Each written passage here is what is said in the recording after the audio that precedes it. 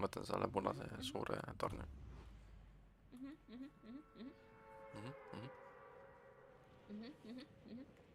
Let's try that now.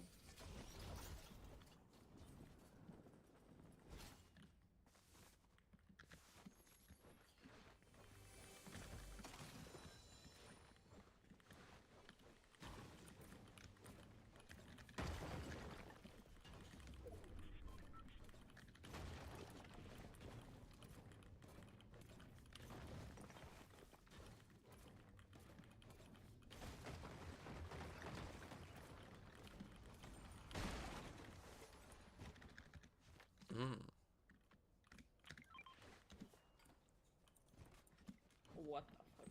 Peile ära siit. Peile ära siit. Viska kuhugi vette ära. Bye bye.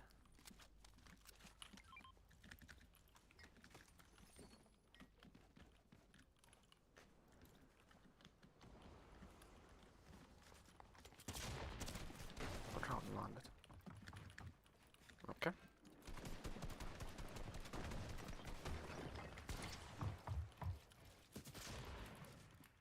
On vaja pilde ei ole. Okei. Nice, üks elu. On 3 tükki lausa.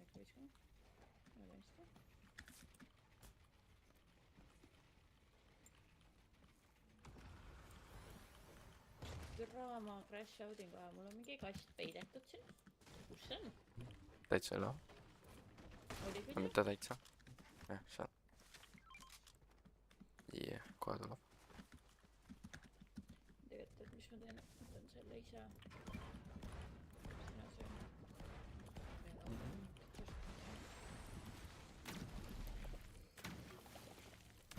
Kuulaskin taarisit. Tekki on.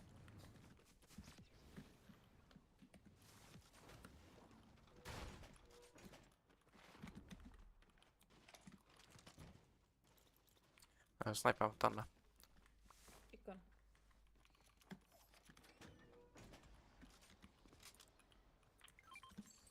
Tanke.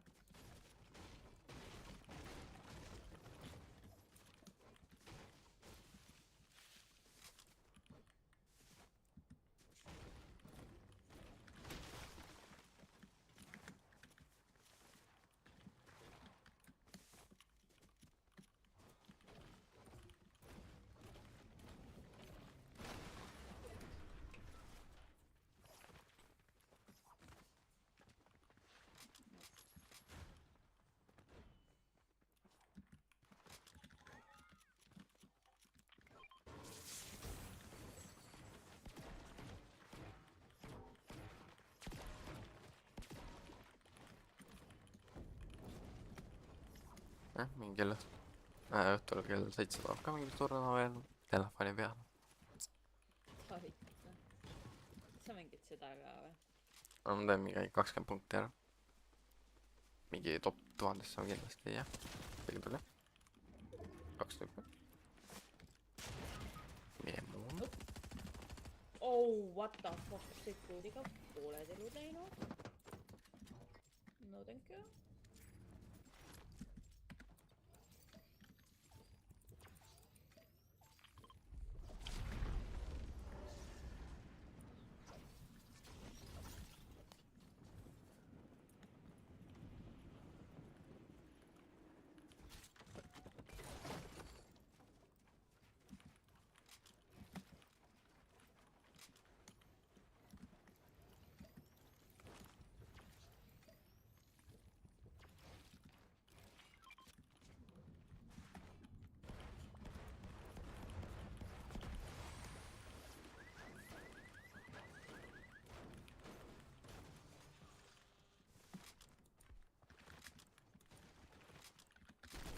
Oh my god. Pikiks võtta kätte.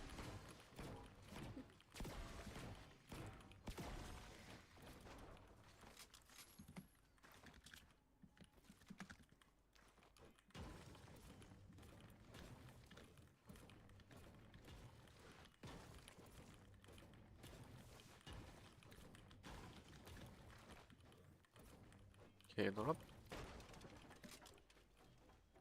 Noh, soolo.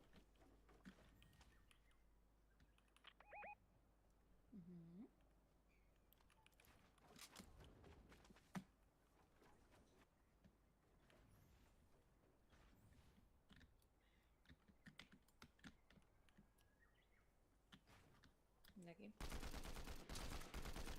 Tagapoole 20. Nappis. Jah, tiimid on tagapoole. Jah, külje pealt veel.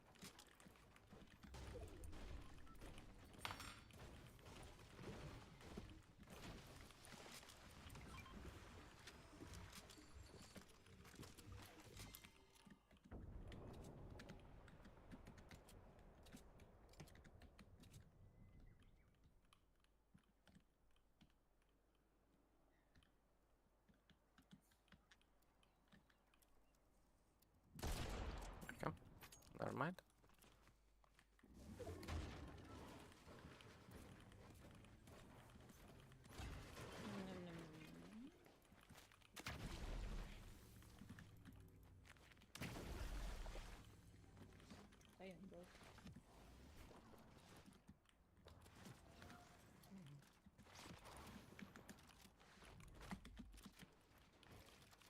Sul movement on. Jah, 4 šokke.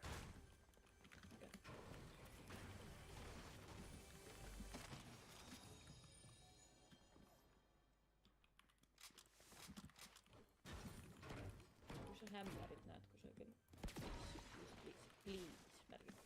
Ma ei ole kindel, et see hämmer üldse pullis sees oli enam. Noh. Oh my fucking god, ma ei tea.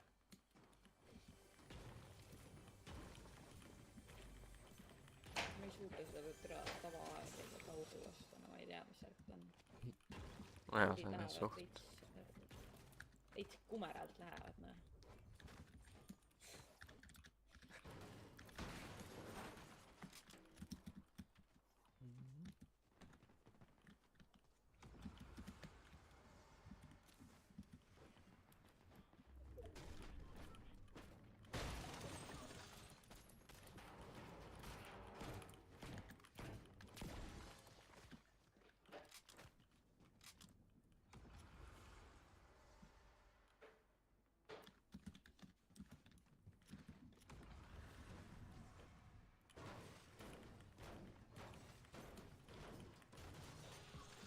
Igas mängus peaks umbes 15 punkti saama sees. Siis on suurem tõenäosus, et saame kätte.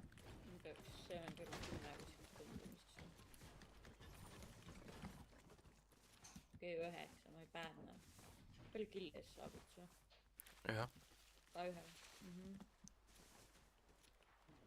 Mida vittu te korraldate, ma ei taha. Mida? Kõrgpake ja see.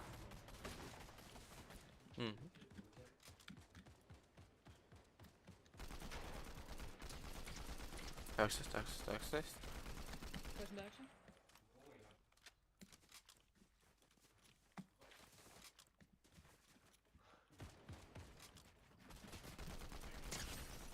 Nice.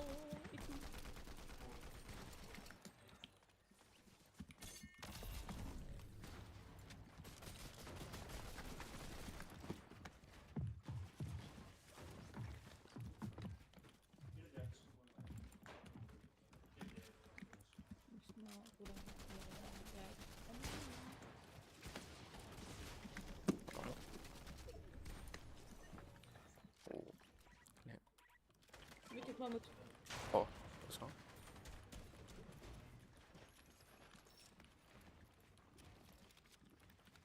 Let me out. Ma ei full nende boksis. No jah.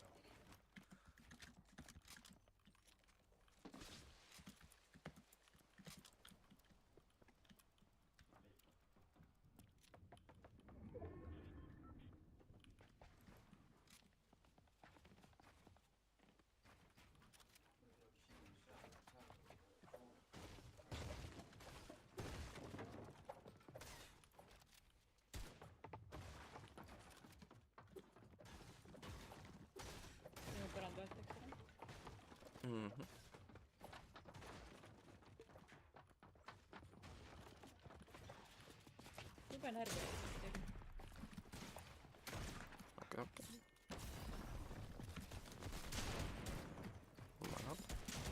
Tai on, se katsoo. Emme. Why not? Jätä rauhalla. 78. Anna se. Let's go. Jätän rauhalla.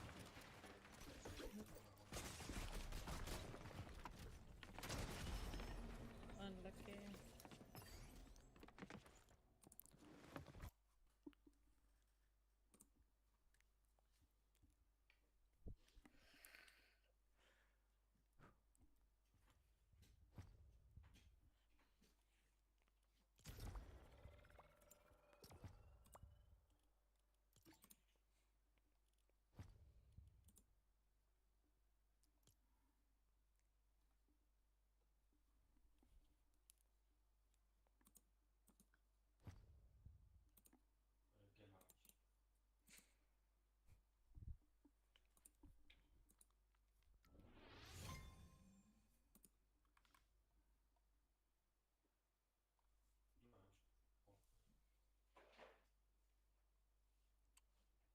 Võib jah peale.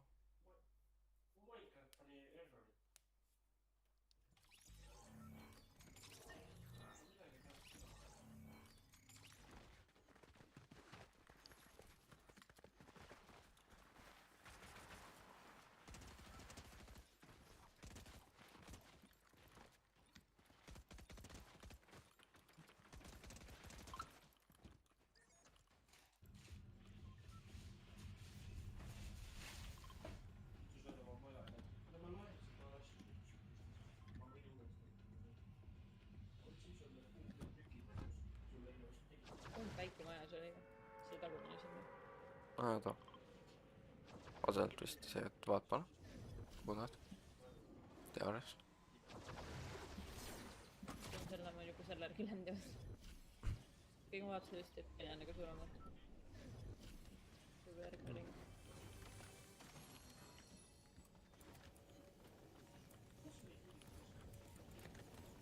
Auda pakma kõik mõtlesin. Easy kill, tüüp oli üksinda.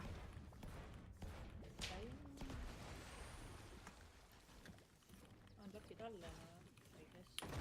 Imagine tiimid tapavad ligi. Imagine tal võib-olla ei olegi tiimidki. No, launchida ei saa mängu. Ilma tiimidi.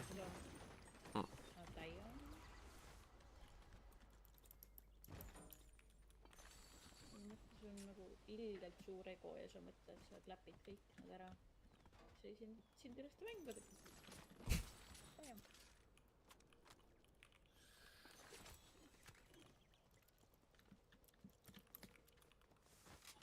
No, siin jääb sinna vaiem enam jõua vist. E-port lämme. Uusi overajad.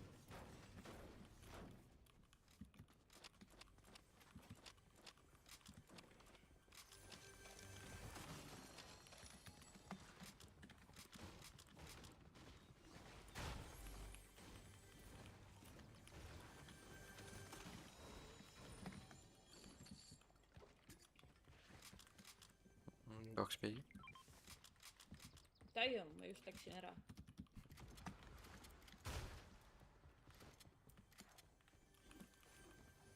Okei.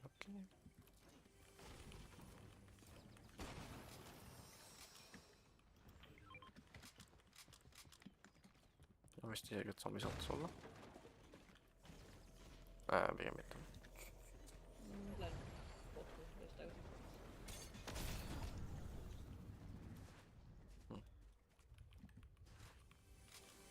Meetrit kunagi on neid üles ehitatud, seega I should be good.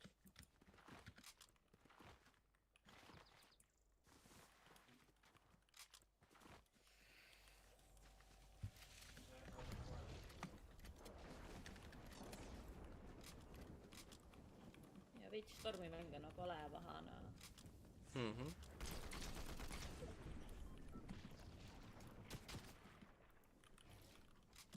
Meetrit ei Tõmbab ühe peale. Ja läheb edasi.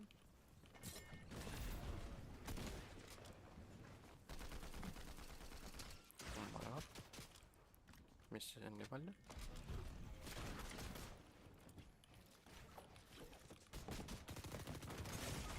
Okei. 3 tüüpi pull-up'ised, jah?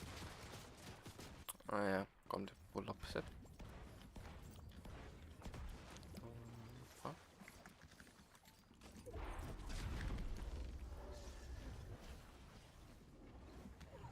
Stormikaklust tegite või? Jep. Practice. Vedu minnes.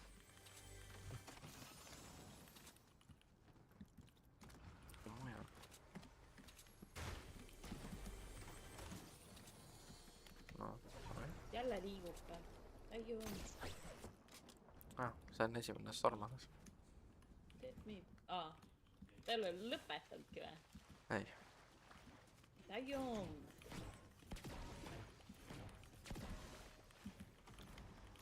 Siit rahvana peal.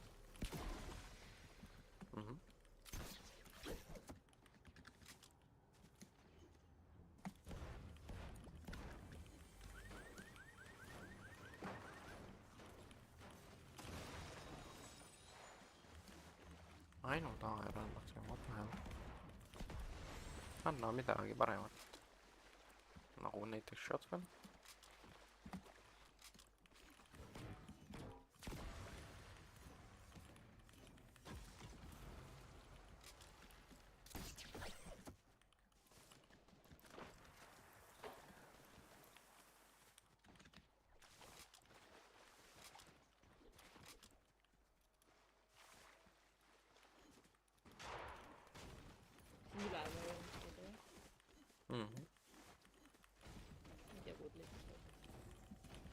Sedasi oma grappleeriga.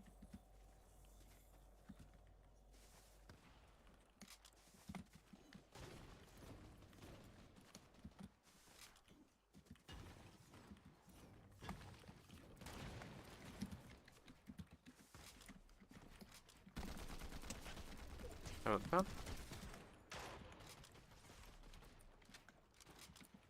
Siin on 3 vend jälle. Üks hit. Üks vähem. Oh my god. Ma olen.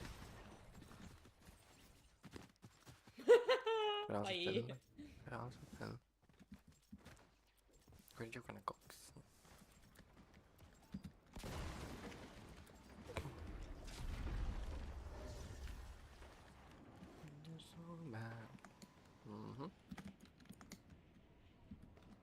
Okei, 2 tüüpi pull-up jäädest. Ja käim kookta.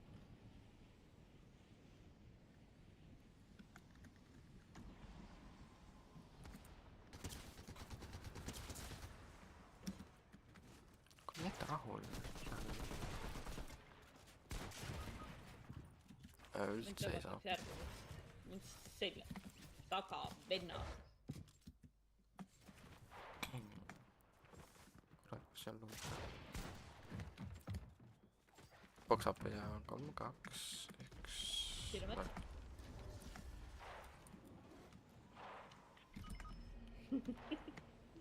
Spreina. Keda on ikka kohta.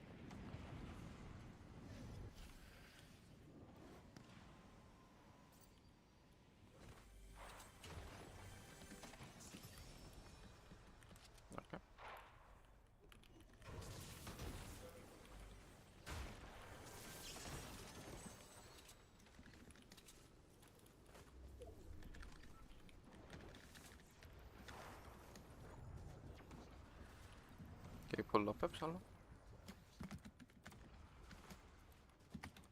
Kutsus pull-upib mulle.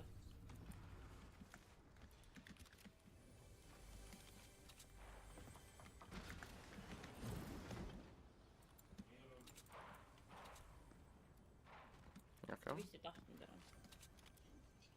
Jep.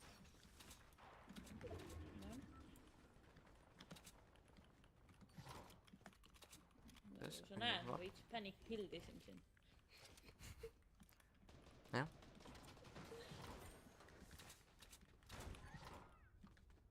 aga jah, tänu selle jäin ellu, nii et ei teita. Okei. Lilla muud. Keegi on siin? No on alati siin. Ei fucking õnnestu.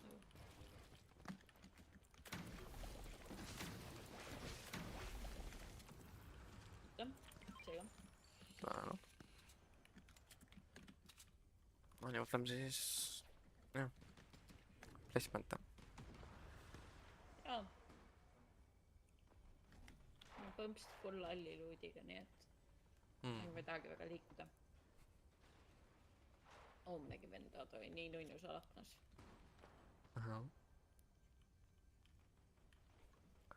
Ja Platvormis võeti kõik medaljonid ära. Võeti või? Jah, ja kõik Shockwave launcheriga. Ei ole nii. On nii. Mida me seda tegema peaks siis? Jalutama või? Nalja teete või? Lähme enne Shockwave'dan. Launcherit tahtsime ju. Jah. Nagu, Katajon. Tere, me jõudnud seal Unreali teha veel, ma pitsi küll, me peame liikuma. Jah.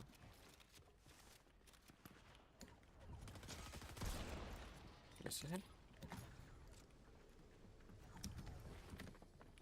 Kui see lähtus ju. Ette nalja ma ei viitsi teile. Mis seda siin on? Arvan, ma leidsin bände, nii et ma jään siia. Okei, on minu juures.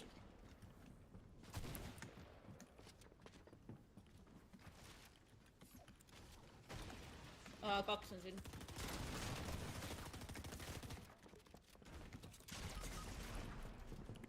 Oh my god.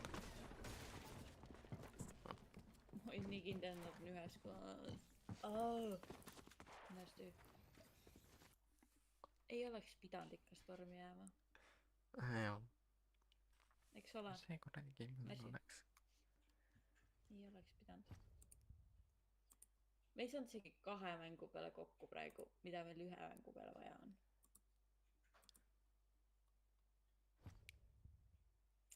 Ei, autosid veel ei võetud.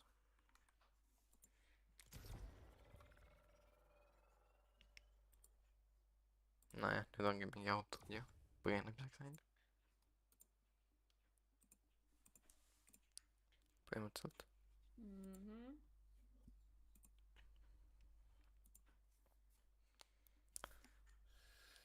No mingeid väikseid muutusi tehti ka veel, ma vaatan, mis need olid.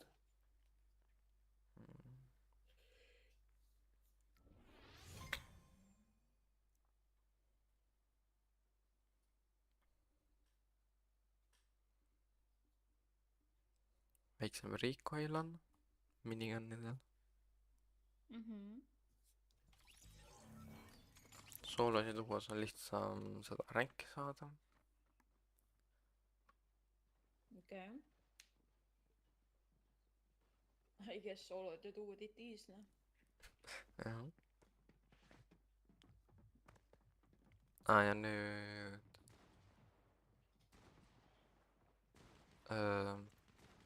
Battle Royale ja Zero Buildi lootpool on siis turnadega sama. Okei.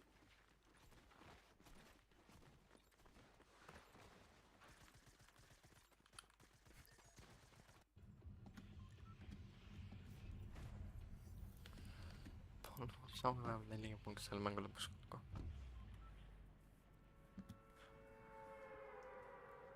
Real.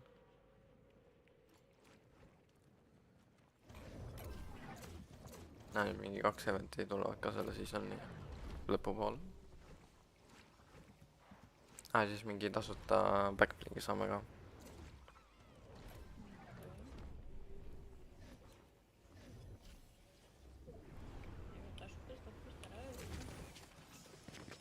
Pede? Oh my god, vale asi oli peas.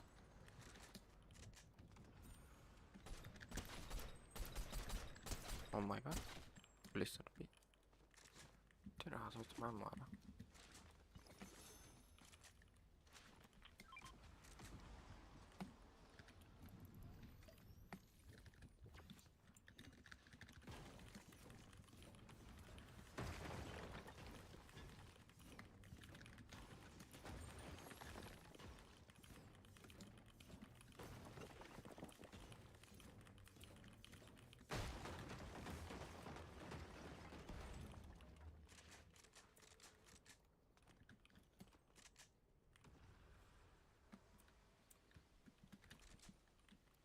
Toivottavasti kanssa.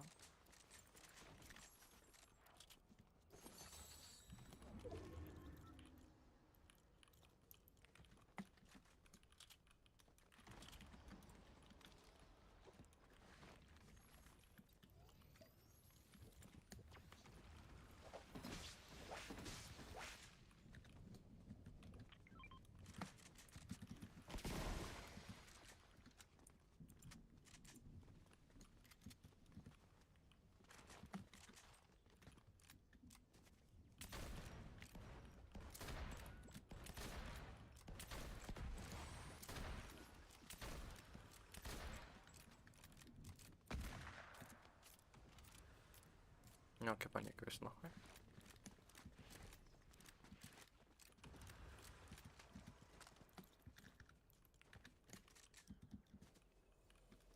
Pigem. Launchpad oli küll üleval, by the way. Aa jah, õigus. Siin on 2 enda. Üks crashpadis.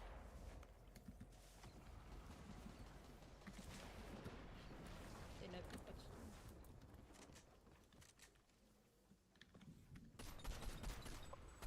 Nice. Mitte ühtegi kuuli järsku vihtas. 28 korda.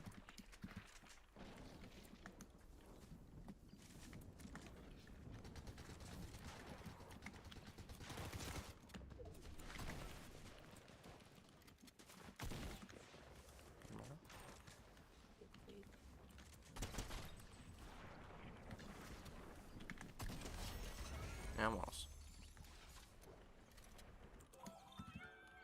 2 võtti alda. Davai.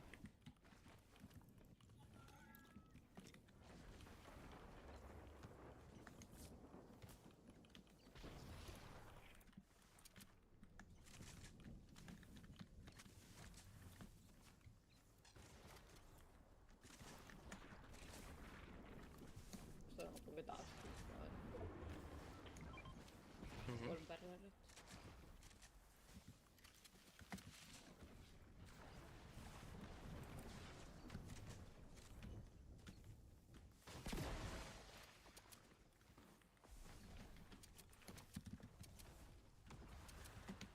Üle puudub, siis ma võtan tega ära.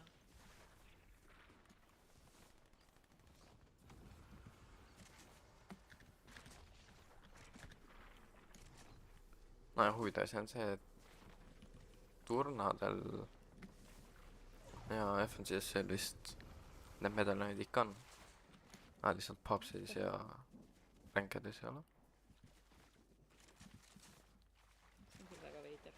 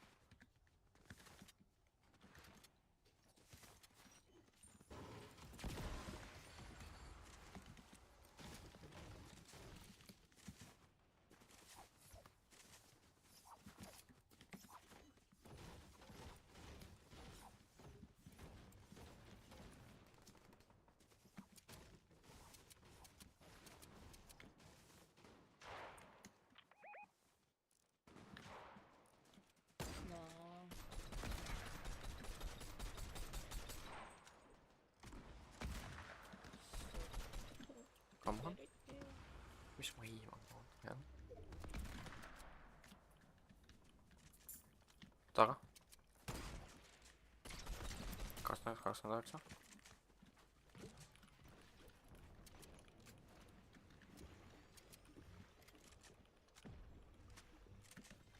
Mis imet juuresti. Oma. On maanad. Tuleb peale. Ma usun. Selga. Oma juurde. Las elada. Kes tormis? Ennast käid ikka laskma.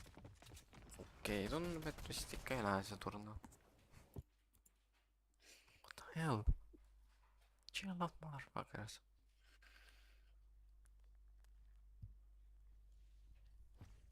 Võib-olla ma peaks rushima rohkem. Praegu me üritame pikkida neid. Aga ise nagu kaklusesse ei satu. Palju et juurde keegi pead lõb. No nii, keegi lõi oma rusika vastu lauda.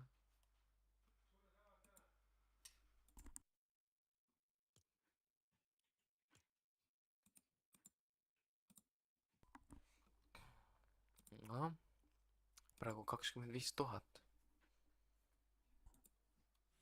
Ja 3 mängu mängitud. Ei ole 3 ju. On. 4 ei ole. Statis näitab 3. Okei. Okei.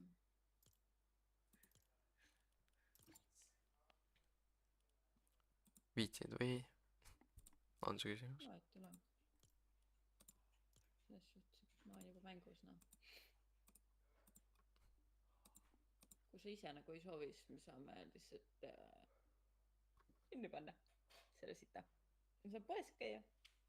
Ja siis me saame mängida käest üle. Jah, pigem.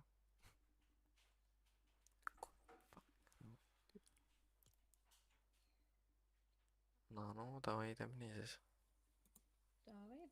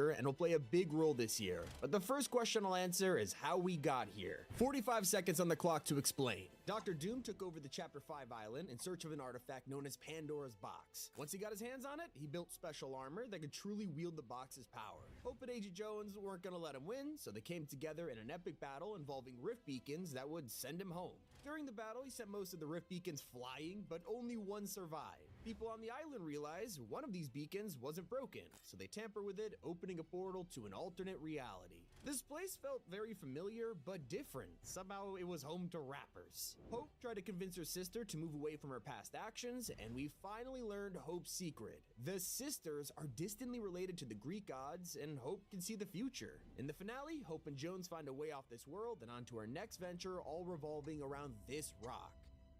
Welcome to Oninoshima. This isn't the first time we've seen this place, as looking back years ago, part of it was rifted onto another island. We always wondered where this came from, except the island we're looking at now is much more feudal than the cyberpunk vibe of Megacity. But that doesn't mean we're in the past. There are still future technologies on the map. U2 robots are running wild, and oil companies like Bird are trying to take as much land as possible to expand. Now, what was once a tight-knit community has been taken by surprise, with the mysterious magic suddenly being awakened. This is all thanks to the rock that struck the island, and now ancient evils are entering the realm with a vengeance. As for our heroes, Hope is here to protect yet another world from destruction.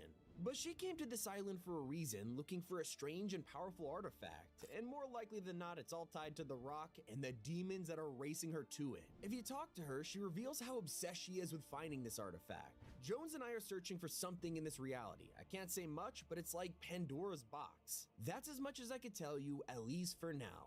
I don't think Jones and I are the only ones looking for it. So she's been reality hopping for a while now, and this is the first time she's brought Jones along for the ride. She points out how he's pretty casual about it, so I guess he hasn't told her who he used to work for. But that won't matter when they realize who they're going up against and who they'll have to team up with to get things done. Kendo is a wandering Ronin with a restless spirit. He lives on the island with his siblings Daigo and Jade. These three find themselves protecting Oninoshima, and Hope is here to help. Jade describes Kendo as a warrior without a teacher, with the purest heart she knows. Apparently Jade knows more about the island than anyone, but at times she can be reckless. More importantly, she has a special connection with the sprites roaming the island, and claims that they're somehow part of the magic that has been reawakened. Then, their brother Daigo, he's the most interesting of all. He's the eldest in the family and a mask maker. It's central to their family business, the Thousand Faces, and now their shop has its hands on some truly powerful items, Oni masks. They were brought here by demons in search of the ancient artifact. Daigo is extremely keen on using these and learning more about them, especially because the family has only been making ceremonial, non-magical ones. Despite this, his siblings are advising against it, calling him stubborn and dangerous for using the Oni's power. The history of their family shop is important. It's why they're the key to helping Hope uncover the secrets of this island. He inherited his shop from their grandfather, and once upon a time, their family used to make great magical masks of power. Except we get to learn about the history of the island itself from Daigo, as he explains his ancestors burned the secrets to crafting them. Since then, magic has been forbidden on Oninoshima. It's only now they're starting to realize they don't have a choice. A great threat is around the corner, arriving from the spirit realm and lurking in the darkness of the mountains. Whispers and rumors are starting to spread across the island that an evil spirit has appeared. It's the Night Rose. She's said to torment anyone who comes near her and possesses great power. Except when we investigate, we first have to get past her guards. These spirits only attack when you're not looking, making them more terrifying than ever. But when you make it to the Night Rose's chamber, you'll learn a horrifying secret. She isn't the one in control. She's a slave to the puppeteer. Basically, it's a demon bound to another demon, forced to fight because of an ancient duty. And yet, if you simply listen to her from a distance, you'll realize she's in agonizing pain. But she's not the only demon on the map. There's a much larger presence wandering the island, and this one isn't just biding time. He is actively searching for the artifact, and his name is Shogun X. This is the military commander of the demons, and it looks like he's on an active mission to analyze the magic of this island. As he wanders, you could watch him absorb the power flowing through nature, but we'll get into what this could mean soon. Because now you've been introduced to our characters, this is where things have taken an overwhelming turn, as one of the masked siblings are in trouble. It began with Hope, Kendo, and Jade teaming up to investigate the return of the island's magic. Kendo needed to understand why the demons are here and what they want, so they came up with a plan.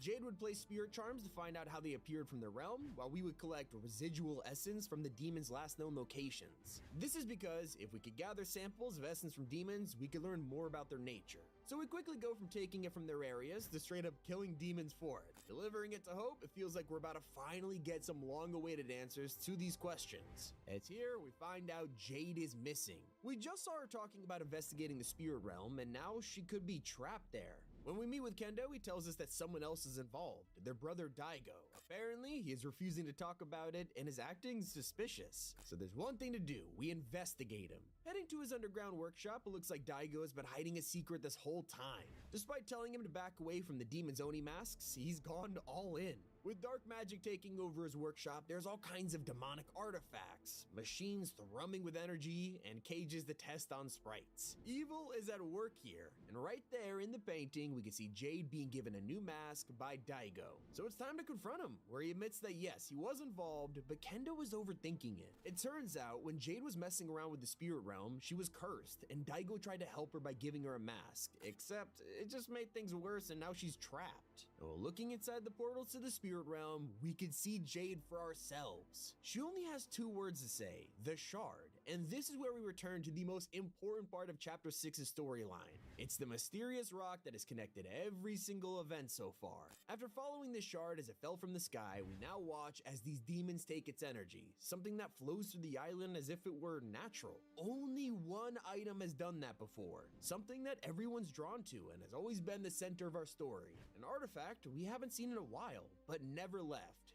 This rock was a piece of the 0 point. So we return to Kendo, telling him all about Jade, the spirit realm, and his brother's recklessness. He's frustrated, but also confused. Only demons are meant to cross between realms, so how was Jade able to? It's a mystery we have yet to uncover, and it's just one of the many secrets hiding in the storyline of chapter 6. This isn't the first time that masks have had a significance to the story. In fact, one of the very first groups we ever saw on the island wasn't the Seven or the Imagined Order, it was the Fox Clan. These warriors all wear fox masks and have been long associated with Japanese-inspired mythology, and unsurprisingly, they are here on Oninoshima. They have their own restaurants, secret bases, and you can even find V on the island. You could ask her all about the clan as she reveals this is the island where it all started. It turns out the Fox clan is much older than we think, and these rumors of demons and magical masks are like the old stories coming to life. Those stories didn't go great for us the first time around. She reveals more about the Fox clan than ever before, telling us they used to have magic masks many ages ago, and references Kendo, Jade, and Daigo's ancestors. A family of artisans from this island knew the secret to making them, but they got overambitious. They created dangerous masks of power, which caused the Shattering War. Magic was banished, masks were shattered, and of course, Fox Clan was blamed.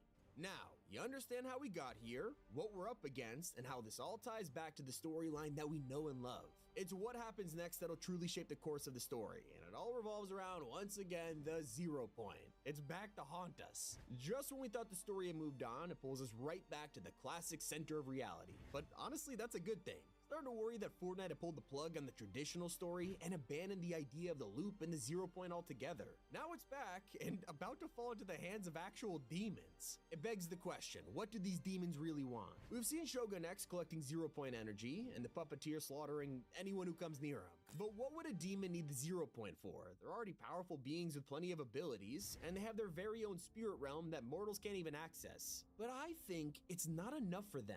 What if demons like Shogun X are draining the island of its magic so they could take it over with their dark powers? It is totally possible that the demons don't care about the 0 point at all. They just care about getting rid of it so they could turn the mortal realm into a new spirit realm. After all, these guys are purely driven by rage. This leads us into the biggest mystery of all, a demon portal that currently isn't used. But looking at it though, it is 3 times bigger than any before, and it's hiding in the mountains, frozen and ready to melt. Right now we have no idea what'll be summoned from this thing, but judging from its size, the clues are pointing in one direction, the biggest creature of all, Godzilla. Hear me out, I know it feels super out of left field, but he is coming to the game in January, and from trailers and posters, we already know he's gonna be absolutely huge. After all, Godzilla is a classic Japanese kaiju, and he's known for destroying Tokyo. Now, normally Godzilla is meant to be a prehistoric creature that was exposed to radiation, so he wouldn't exactly align with the demons, and it wouldn't make sense for him to arrive from a spirit realm portal. It would make more sense for him to show up from Mount Fuji, something that is actually on the island right now. If you look in the distance, you could see it recreated very accurately, and in real life, Mount Fuji is an inactive volcano. Fortnite went out of their way to design this as the backdrop, and it's leading some fans to believe we could see this turn from a decoration to a key part of the story. Demons would absolutely have the power to ignite this volcano, and if they find a way to use it to begin an apocalypse, Godzilla will be the least of our worries. And yet, if the event does turn out to be his arrival, we could also see his arch nemesis show up. Not gonna lie, this part is purely speculation, but a ton of leakers believe that Kong is coming to Fortnite at the same time as Godzilla. Not to mention, he's even listed in the trailer's copyright section. This would make for one of the most anticipated showdowns in the game's history. Knowing that Godzilla is appearing on the island makes a lot of sense that they would add King Kong to fight him in an epic showdown. Now, it might sound random, but Fortnite has a pretty big history of starting the season on a completely original storyline, only for it to build up to a crossover. In fact, most of Pandora's box story was to bring Marvel and Remix to the game. For now, though, we are focusing on freeing Jade from the spirit realm, investigating the true motives of demons like Shogun X and the Puppeteer, and most importantly, locating the Zero Point. Feels so good to say that after all these years. It's been Tommy, keep it here, Top 5 Gaming. 32 seasons, 6 years, and 5 chapters later, all leading to the grand finale of Fortnite. Every moment we've experienced has been confusing or puzzling, but finally we have tied together the Fortnite Chapter 5 storyline. This journey begins after the Big Bang event. We found ourselves on a brand new reforged island. We've entered a new era of Fortnite's story, and it's here where our band of characters start a fresh life. Of course, nothing's ever that simple. You see, Jones made a new lifelong friend, Hope, who was running a secret movement known as the Underground. The purpose of this group? To spy on a new threat to the island, a crime syndicate known as the Society. They're led by Hope's very own sister Valeria. While spying on them, the Underground realizes that Valeria is searching for a very powerful object, and this was more important than anyone realized. At Ruin Real, she's reading up on the history of Fortnite and all of the Omniverses, trying to piece it all together. Her true goal is to attain all the knowledge possible, but that's when she gets too curious. She learns of an artifact known as Pandora's Box, something that was never meant to be opened. Because of this, she's adamant on finding it, even going as far as kidnapping Peely to extort information out of Agent Jones. Now, he knew nothing about the box, instead going on a rescue mission to free him and take down the Society before they could get to it. Eventually, Valeria discovered an ancient map belonging to Hope and her's grandfather. Now, all that was left was opening it.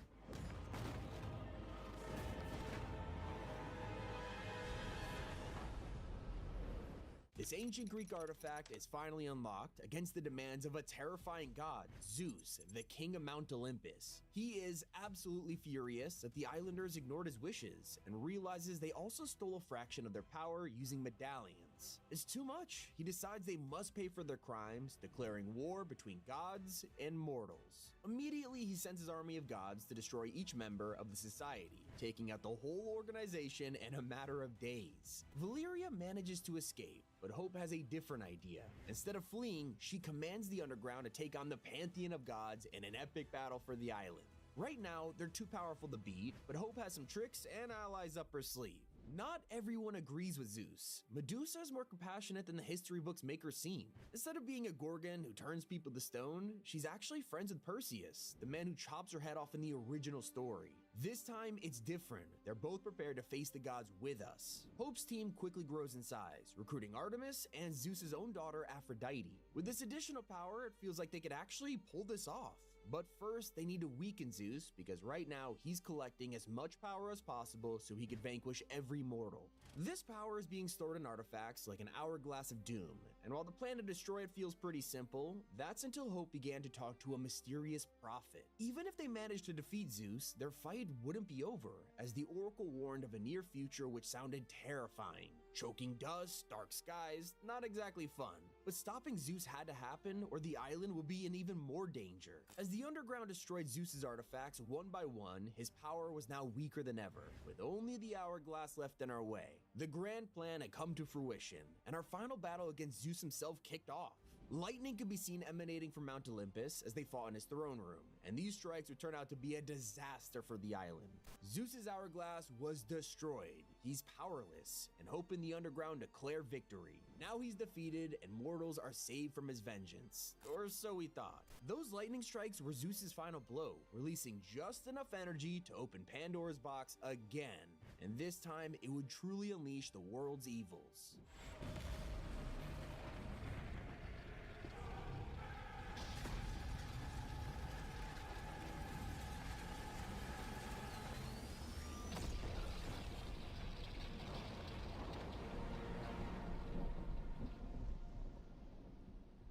A sandstorm had swept the island just like the Oracle foretold. These were the dark skies and choking dust, and with this brutal tide came an army of scavengers.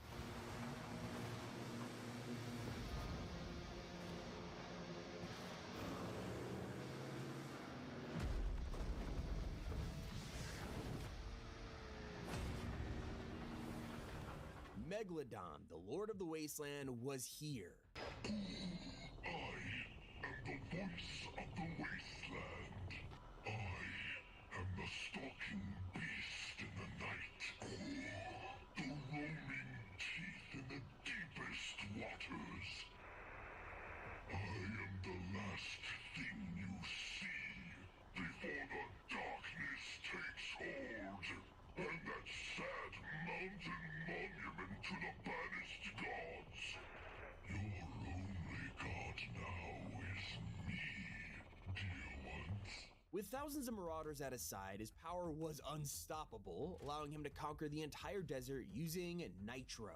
This energy source single-handedly powers his army, including his superhuman armor. Only problem is, he's running out. Now, the Leviathan, his gigantic ship, has been wrecked on the coast, and is low on nitro, forcing him to change his plans. The person who could help him out is the Machinist. They're an expert in nitro and the owner of a refinery. This giant engine-shaped factory at Redline Rig is mining into the ground, collecting resources, and refining it into the nitro that Megalodon is so desperate for. On our chalkboard, we could see that the early names of this thing were Fast Juice and Speed Goo, which tells us it's a pretty new resource that was just discovered, making it very hard to get your hands on. Even though Megalodon is pretty clear about how he wants to raise the island to the ground, the Machinist is on board and decides to build emergency pipelines straight to his ship. Meanwhile, Hope is now realizing she has to step up to the task once more. So, I spent some time poking around Meg's camp. I was right. The man's a full-blown wannabe tyrant.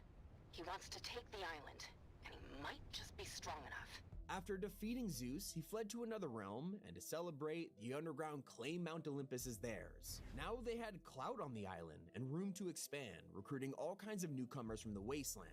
She realizes that Pandora's box left behind gems after the battle with Zeus, and these cannot fall into the wrong hands. Megalodon has been searching for them, but they're not actually for him. This whole time, Hope has been realizing she has a hidden superpower, a way to look into the future through art. Her graffiti could prophesize things she doesn't even understand yet, causing her to draw a mysterious figure on the walls, the Wanderer. In his ear, the secret companion has been using Megalodon like a puppet in the shadows. He lurks on the island, stalking people from a distance and vanishing when they get too close. Their identity is completely unknown, even to Megalodon himself. But all he knows is that this Wanderer is very interested in Pandora's box and its location. To return the favor, he helps the Don in his plan to ravage the island and secure the pipeline. There are some hiccups along the way, as Hope and the Underground swoop in to steal their Pandora gems. And despite Jones's warnings that they shouldn't mess with them, they go for it anyway. Putting the collection together, it begins to show constellations, the future, Hope's hat, a sword, a helmet, and the ghost logo from all those years ago. But after noticing his possession has been stolen, Don is outraged. That broken has-been named Jones, and the charlatan artist calling herself Hope. They are collecting my precious baubles, my Pandora gems, and it is irritating. Those are mine. They cannot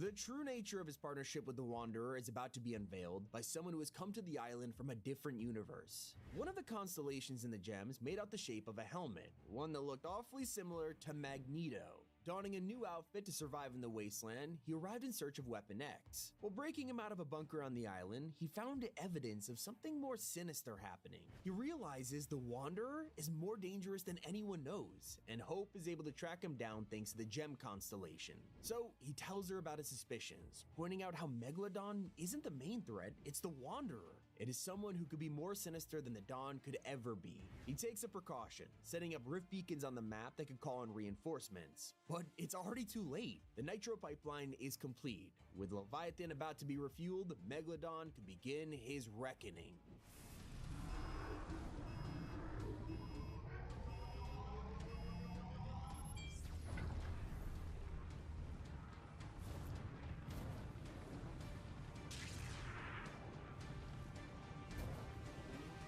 Now, it was time for the Wanderer to reveal his true identity.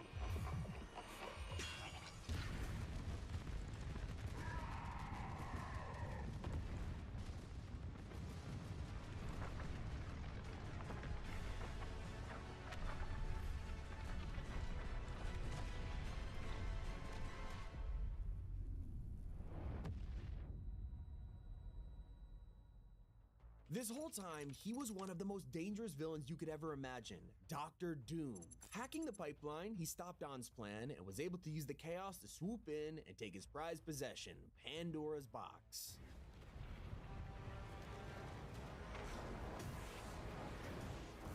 It turns out the gem constellation wasn't for Magneto, it was foreshadowing Doom's arrival all along. And he had spent months tracking down Pandora's box so he could unlock a vast amount of power, on the same level as the ancient gods. With this strength, he's able to conquer the island and build a massive kingdom. We get to see the aftermath of those who tried to stop him.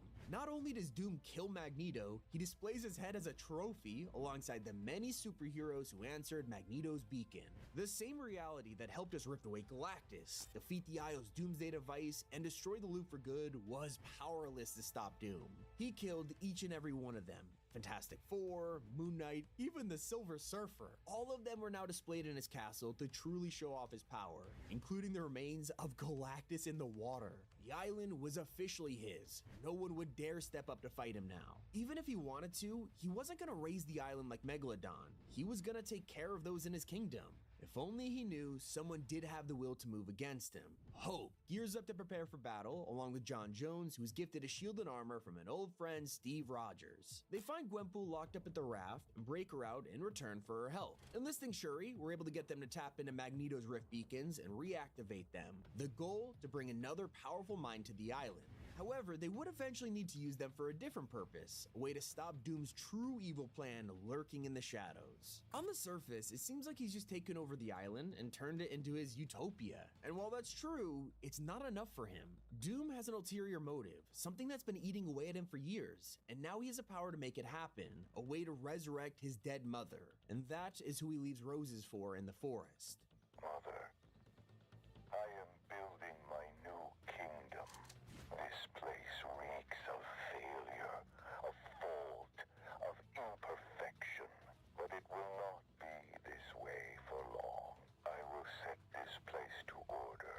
I will make it perfect by gentle guiding hand, or by brutal fist of submission.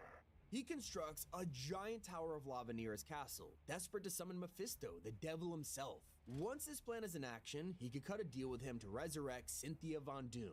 But while he works on that, we begin to learn more about our new main character, Hope. Her past begins to come to light as we learn how deeply her family is connected to this entire chain of events. The reason her sister was able to track down Pandora's box in the first place, they are distantly connected to the pantheon of Greek gods. This also explains their use of medallions and superhuman powers. Valeria can manipulate fire, while Hope, as we know, can see the future through her art. This is why the Oracle is so drawn to Hope. Her fate is entangled with all of this, and she has to be the one to stop it. While she learns more about herself, Doom is only growing stronger. When he first used the box, his armor broke, and he realized he needs more protection if he wants to wield the full potential of Pandora. So he begins to forge himself a new piece of armor, one built using the box itself.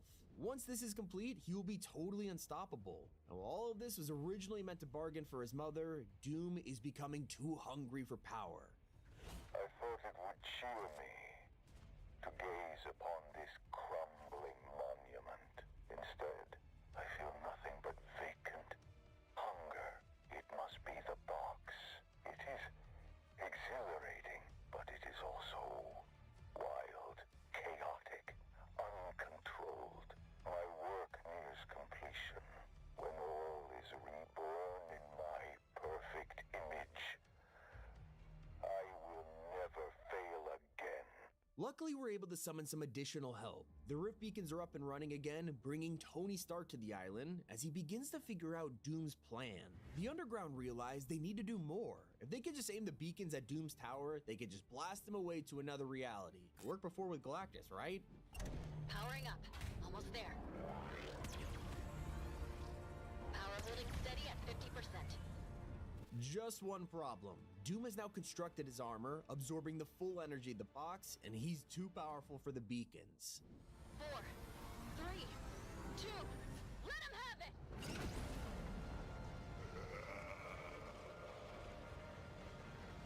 How is it still standing? Those who dare stand against me will pay a price.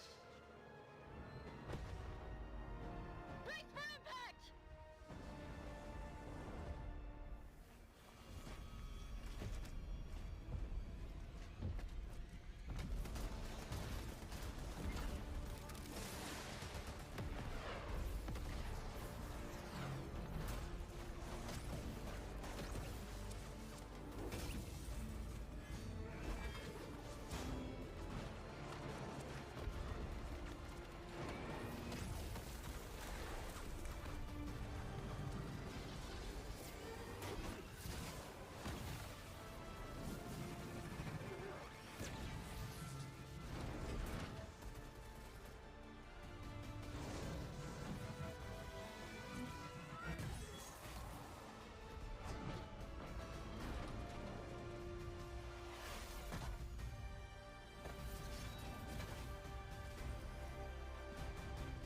This was now an all-out battle, as a 150-foot-tall Dr. Doom wielding the full power of Pandora's box was stomping around. The entire island had to work together just to defeat him, but as his armor crippled, he'd get even more aggressive. Throughout the battle, Doom destroyed almost all of the rift beacons, setting them across the map, except for one, causing Shuri to think of an idea. Only one of the beacons is salvageable, but Shuri thinks that will be enough if we can significantly weaken Doom. With her knowledge, she could use rift recalibrators to reverse the beacon and send Doom away. All we needed to do was weaken him.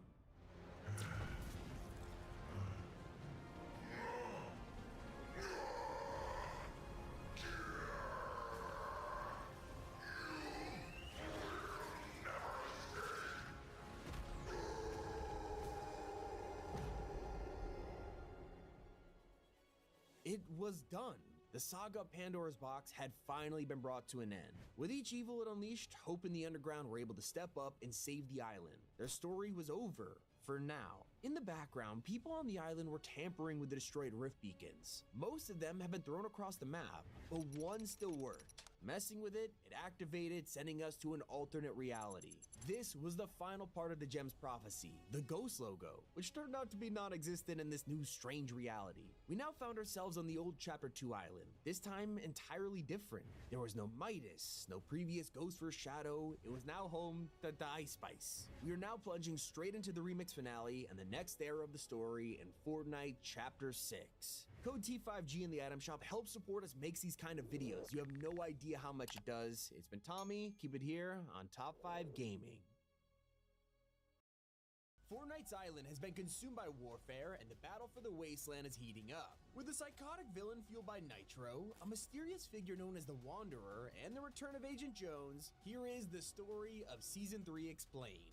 There has been a major battle going on between warring factions, led by Agent Jones and Hope. Originally, they started the Underground to take on a crime syndicate known as the Society. They're led by Oscar, who kidnapped Peely to hold for ransom, and in return, they wanted the location of Pandora's box. Behind every great leader is a scheming person, and this is where Valeria comes into the picture. She's the sister of Hope and co-leader of the society. Her motive to find the box was purely power-driven, but she failed to realize if you open it, you'll unleash curses upon mankind. As Jones and Hope were dedicated to fighting the society and getting Peely back, Valeria was busy tracking down the box. It turned out that Jones knew nothing about the chest, making the ransom node useless. She had to do it herself, but her search was successful. Taking the island by surprise, Valeria opened Pandora's box.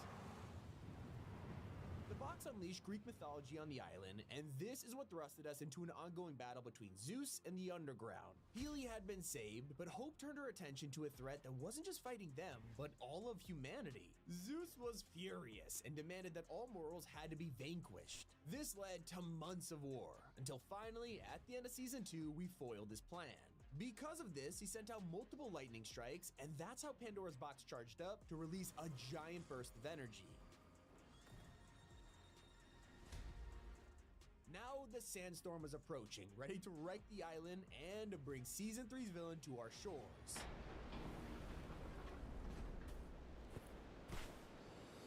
As the sandstorm swept through the island, this mysterious ship crashed into it. On board, an evil presence was preparing his army of marauders for warfare. From the throne room atop his ship, we meet Megalodon, the self-proclaimed Lord of the Wasteland. He's a juiced-up apex predator who wears this unique armor. He powers it all with a mysterious orange liquid. This flows through his veins, fueling his powerful fists, and we call it Nitro. Megalodon is obsessed with this resource because it's also used to power his ship, the Leviathan.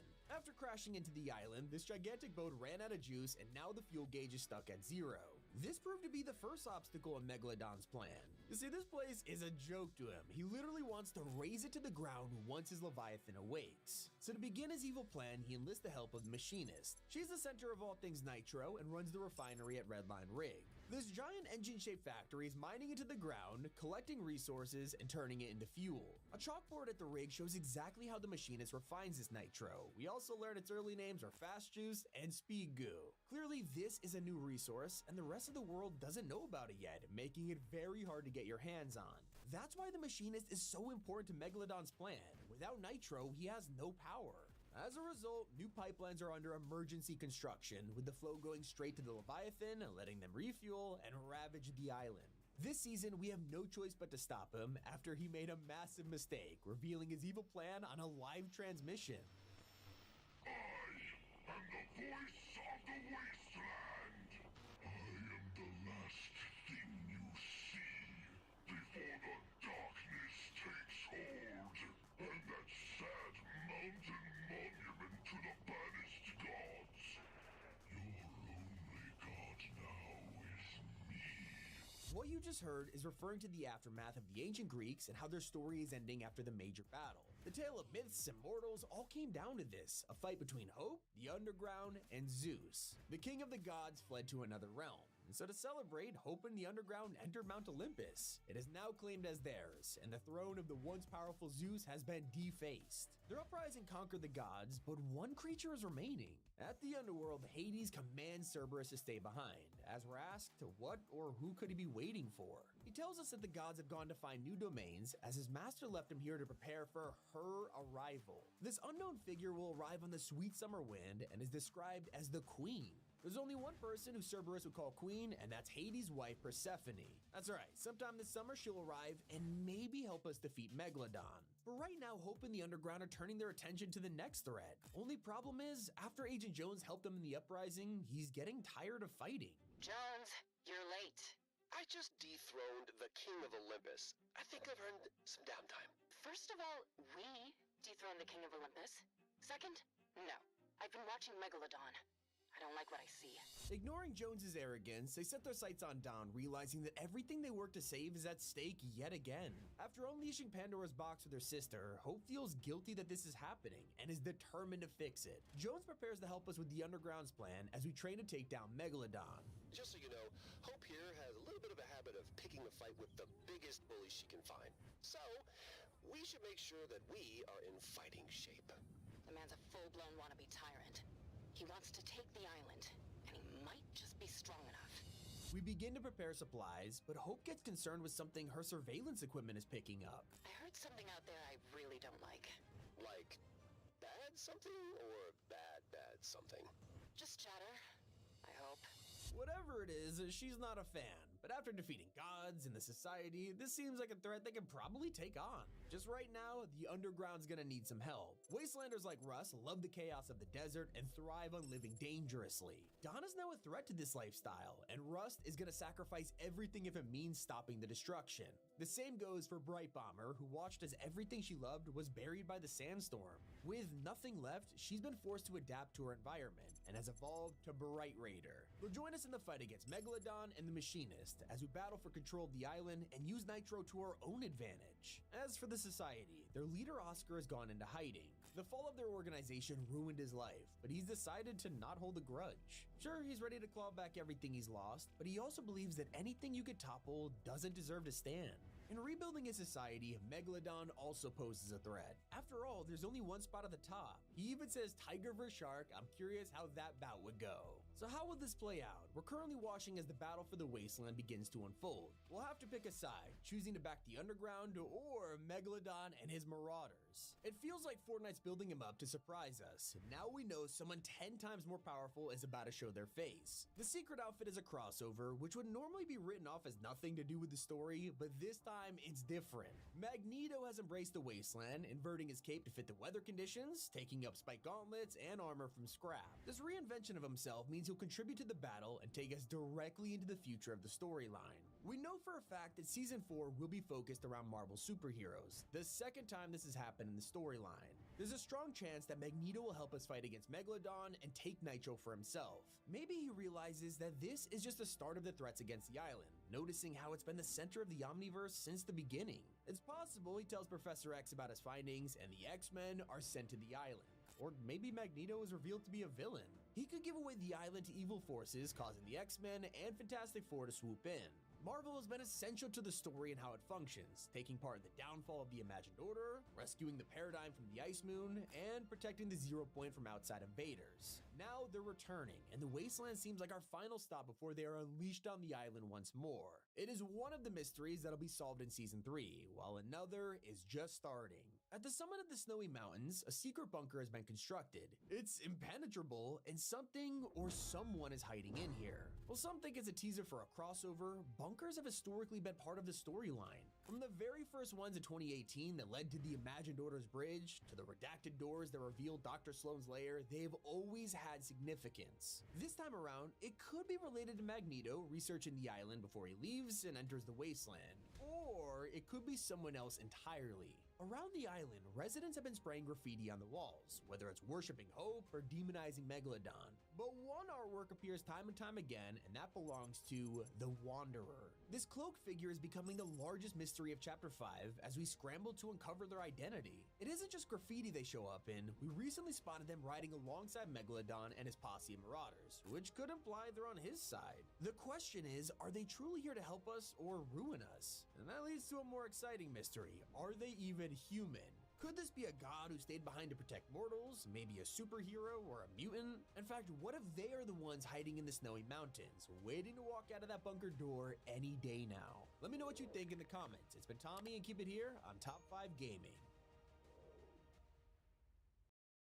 Fortnite has abandoned the storyline. It's the #1 complaint I see that's only getting worse. Well, the creator of the story has spoken out, and now we've learned what's changed, the reason for him leaving, and why many say Fortnite's storyline isn't the same. You see, the story has always tied the chaos together. It turned the game from a simple battle royale to a fully fledged adventure that we, the player, had to craft. Donald Mustard was the architect of it all, and his boldest decision was choosing the island as the central character of his vision. But ironically, at the same time, he shared exactly what would make him retire. Now in 2024, this simple sketch is reality. And despite it being Donald's plan, he had no idea achieving this would take a massive sacrifice. Over 6 years, I wanted to tell the origin story basically of the metaverse, or of what if there was a shared reality where you could just go and be in this multiverse of possibilities. People, factions, villains would come and go, but an island would always remain constant. When the Meteor event first started, he wanted people to see the inevitability of this thing getting closer and closer every day. What's gonna happen when this hits the island?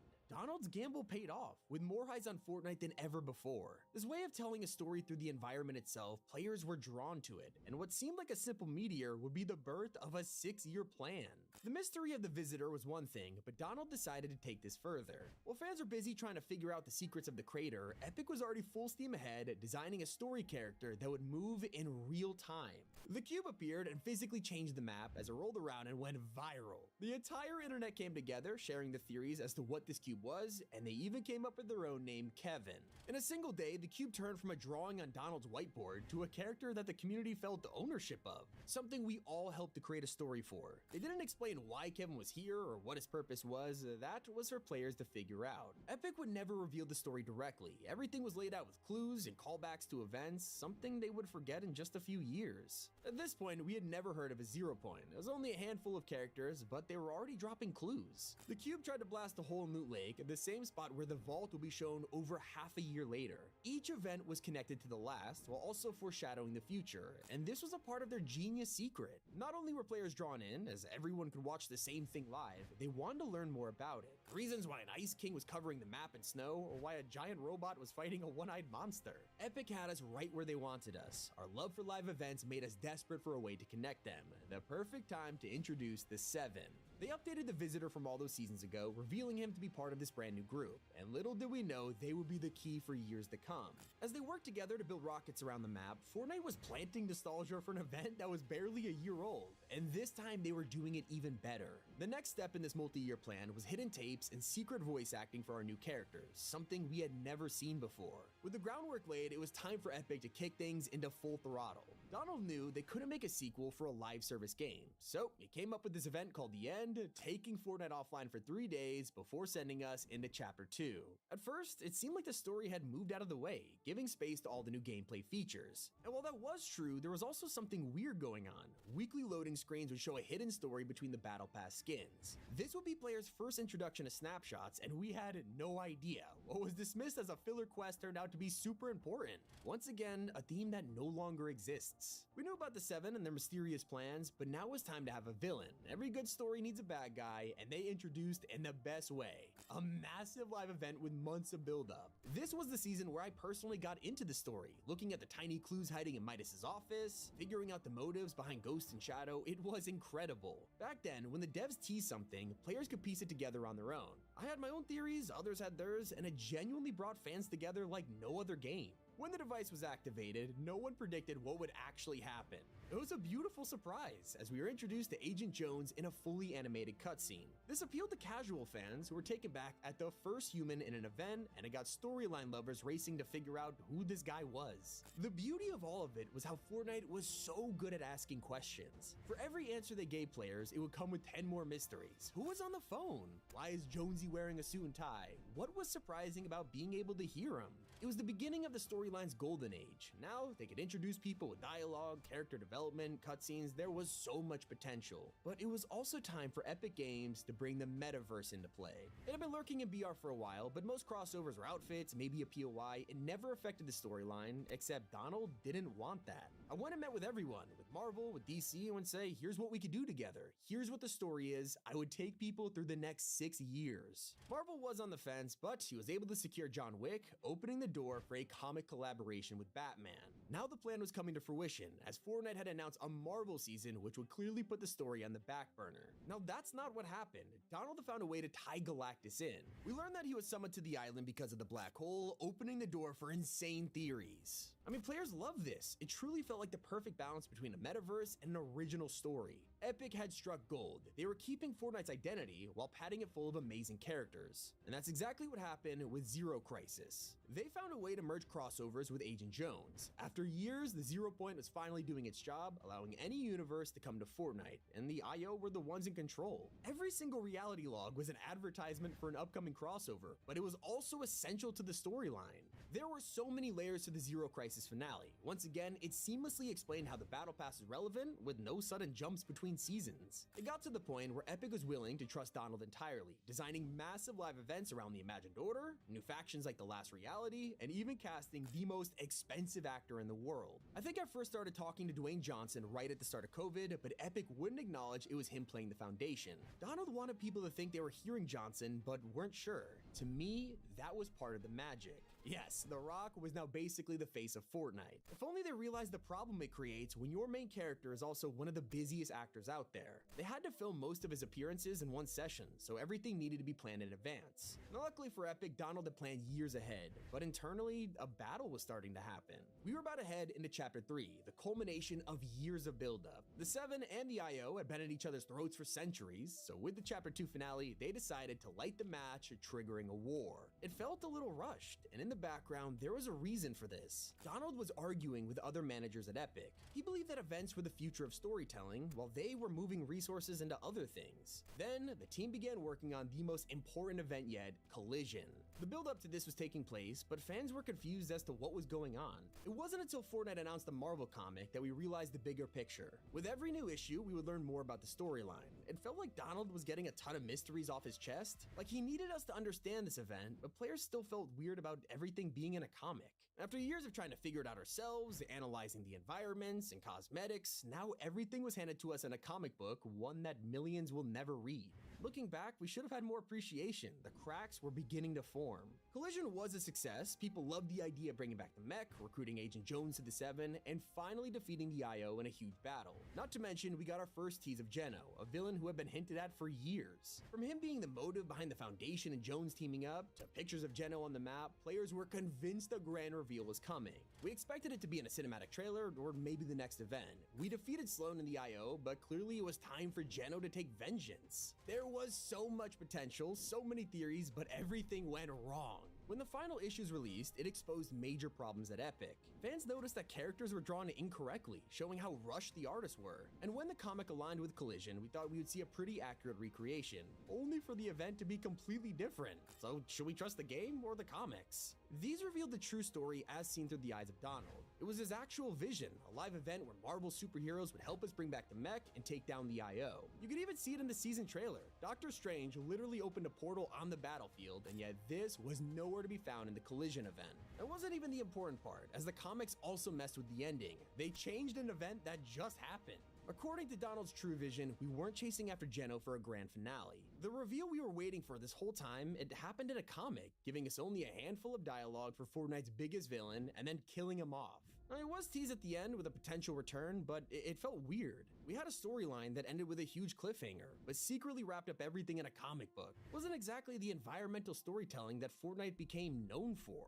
Behind the scenes, Collision was the final event where Donald would have the freedom to tell his story. That's when it happened. Donald decided to take a step back. He had accelerated the storyline, explaining why the IO and Seven War felt like a finale, but happened in the middle of a chapter. This was the kind of event you would make if you were ending the storyline. After going so hard on original stories, we took the foot off the gas with Vibin and spent months with nothing really going on. The Seven started planning their own endings, like the Visitor saying it was time to retire. And yet this whole thing was designed with one person in mind, Donald Mustard. Vibin was his last season. I threw myself a fireworks show. I got Darth Vader in, got Indiana Jones in, I got all the stuff that I needed for me.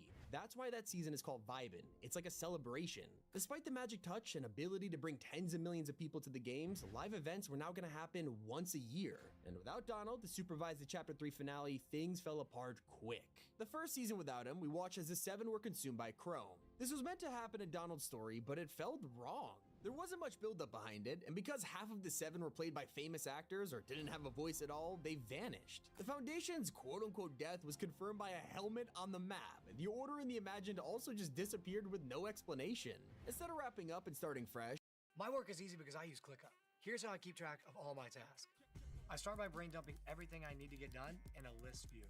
Next, I set a priority and a due date to keep things on track.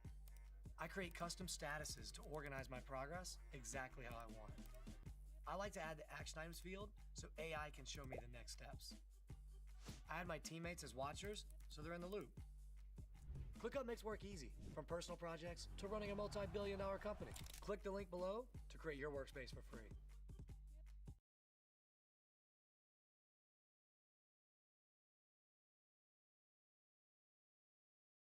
Fortnite kept going with these beloved characters, leading us to the last event of Donald's reign, Fracture. And even saying that word, most players have terrible memories. In what became the most hated live event, fans considered it vague, confusing, and lackluster. They pointed out how nothing made sense. We spent all season preparing, saving houses from Chrome, only for the island to just explode. Then we spent like 20 minutes doing chores while helping Paradigm fuse everything back together, but they never explained what this meant for the Seven.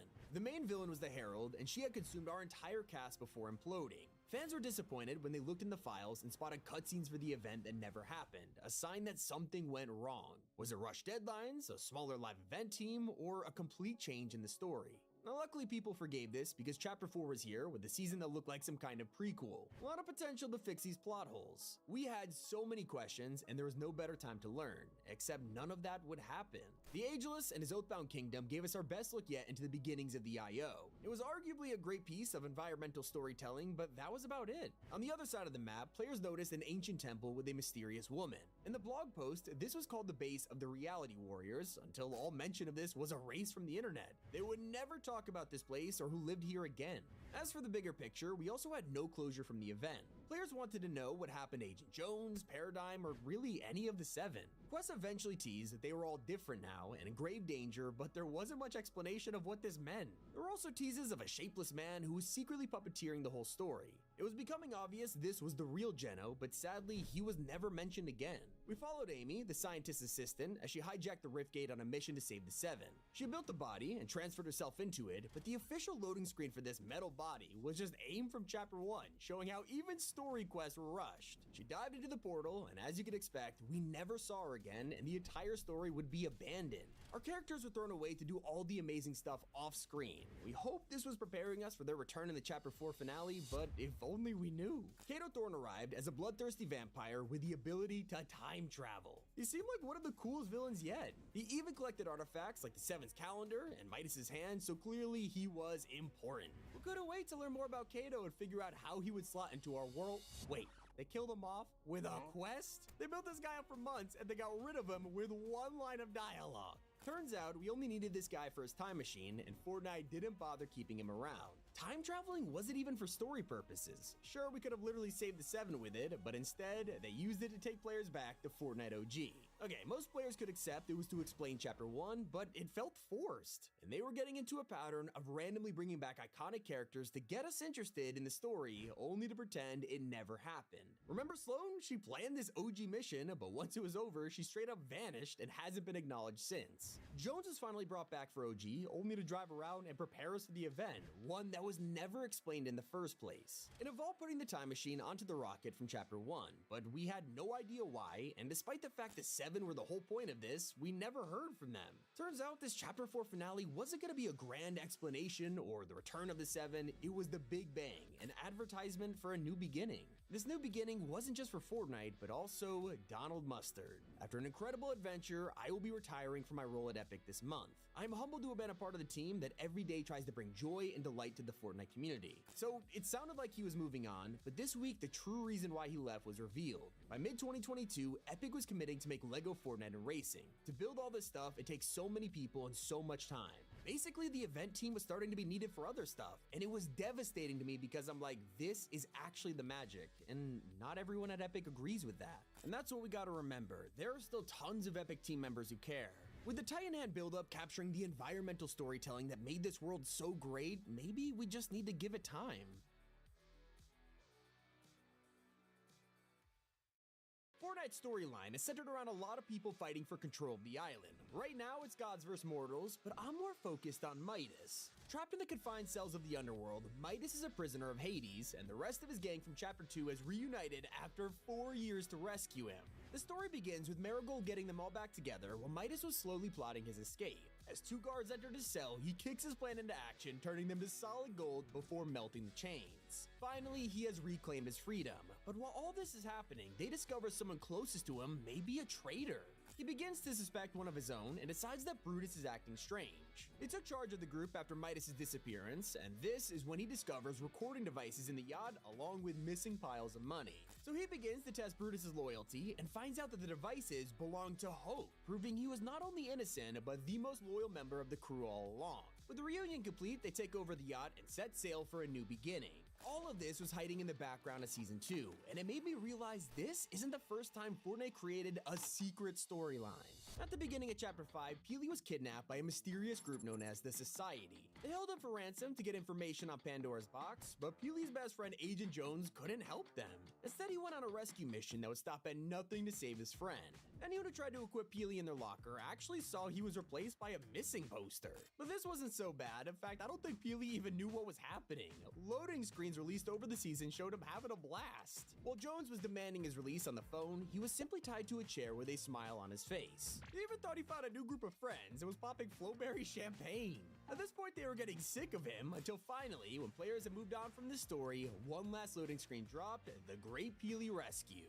There's nothing more romantic than Valentine's Day, and one year we got to make it extra wholesome with a secret storyline. Players had to set up a dining table, get flowers, and prepare fish stick for a date. Then, once everything was ready, we looked at the table only to find Leviathan waiting for him. Super adorable considering they're both fish, but I'm guessing this ended in heartbreak because Fish Stick was later seen holding hands with Doggo in multiple trailers. Since then, the pair have appeared in loading screens together, even co-owning an apartment in Mega City. Now, some characters are still in danger. At the start of Chapter 4, we were introduced to a mysterious group known as the High Stakes Club. In reality, it was a bunch of high schoolers who were best friends, except they also hunted vampires on the side. They spent their time tracking down and slicing up anyone they could find, with Joni the Red wiping out driftwalkers just for fun. Obviously, they're teenagers, so they have other hobbies like music. The whole team loves a singer known as Starfang, except her real name is Countess Daraku, a blood-hungry vampire who preys on her own fans. One night during a concert, she spots the High Stakes Club enjoying the time of their lives. They meet her and share their stories about how much they love her. So Daraku invites them along for round 2 as the club dresses for the occasion. Except they're walking into a trap as Starfang reveals her true form, a vampire thirsty for blood. They survive, but they're traumatized by what happened.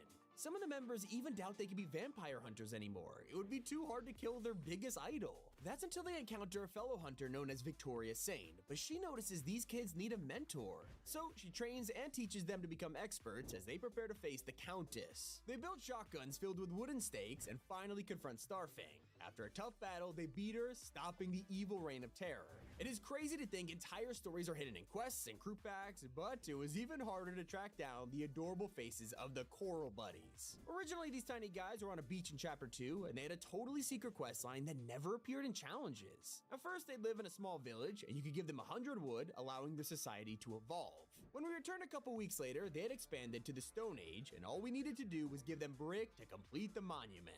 Boom, they built the pyramids. Just like that, we taught Coral Buddies stone crafting, and this was already the beginning of the end for their society. Within weeks, we returned to find entire buildings, a whole city, and around the corner, a launch site. The Coral Buddies had started their own space program, and with just a little bit of metal, we could help them achieve this.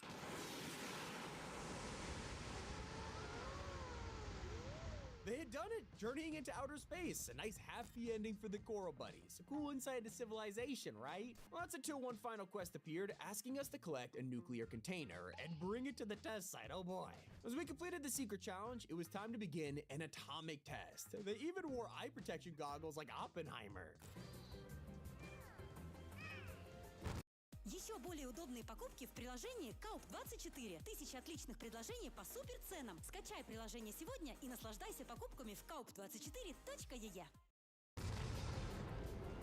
At first, it looked like the test went smoothly, a successful mushroom cloud, except when we returned, their entire city was wiped out. Fortnite themselves said, oh no, debris was scattered everywhere, and the survivors became mutant cyborgs. Now sure, they might have been wiped out, but they never went extinct. Years later, they've appeared in some seasons, with the latest being Chapter 5, where the Coral Buddies are secretly hiding out in a cave. They're doing some pretty weird stuff in here, like kidnapping gnomes and visiting the top of Mount Olympus' statue.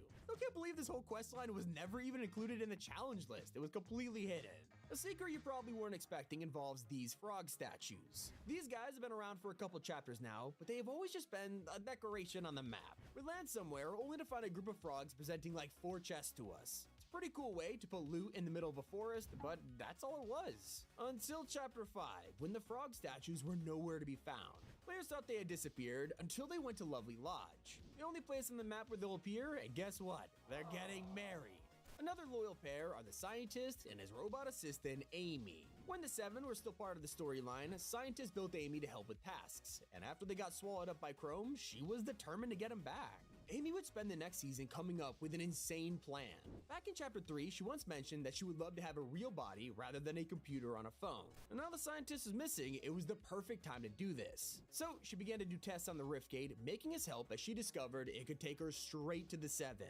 However, they were running out of time as they changed and took on new forms under the power of Chrome.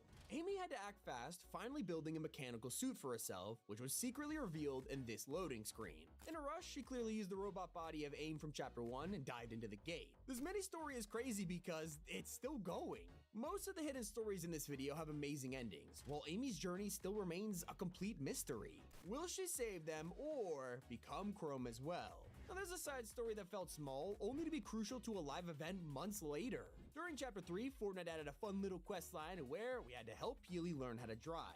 Seemed really desperate for some reason, but we went along with it anyway. Each lesson, we would teach him to fill up a car, drive around, and finally show him how to cross a bridge. Pretty simple, until we came back a few weeks later and discovered Peely crashed an ice cream truck. So I got new lessons, this time driving a bus, only for that to also end terribly. He then decides he wants to drive something even bigger. We could find him eyeing up a truck and preparing to take it over. This was the last we heard of him, as the Collision Live event took most of our attention, only for something incredible to happen midway through. Oh, I trained him to drive! We trained him to drive! Power to emergency recovery system. No one could have guessed this tiny side quest would become so important.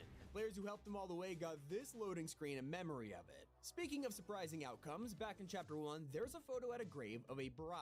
No one knew who this was and assumed it was taken from another game, was just concept art, or ripped from Save the World. Well, it wasn't until years later that we opened up Fortnite Mirrors and found a terrifying secret at a cabin. Willow, a horrifying doll-faced spirit, would chase us around with an axe, desperately trying to kill us. It was pretty scary, but even then we didn't connect the dots. Finally, 1 year later, we returned to the OG map along with the photo, the same one from 2018 showing a bride with her favorite doll, Willow. Not only was she teased long before her release, but it confirmed she was a dead bride who possessed a doll trapped on a mission for vengeance. Her description even says she's a wandering spirit with unfinished business. This mystery was years in the making.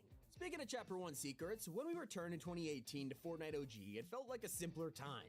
Although that didn't stop Epic from adding secret storylines. Turns out, even when Peely isn't driving, he still causes accidents. Agent Jones is transporting the time machine to get us back home, driving it towards the rocket for the Big Bang event. Except, he slipped on a banana peel. Yeah, it sent him flying off the road through a cabbage stand and into Loot Lake. He had to drag the time machine into a trailer and then camp overnight here before wheeling it up the Dusty Divot. Most players just assumed the Big Bang event happened by itself, but this was all happening in the background. Just like one of my favorite side stories that no one ever talks about. At the start of Chapter 2, there was a house on the beach called Fancy View. It was a pretty nice mansion, they even had a sports car overlooking the sea, but if you've seen Ferris Bueller, you probably could have guessed this would end badly.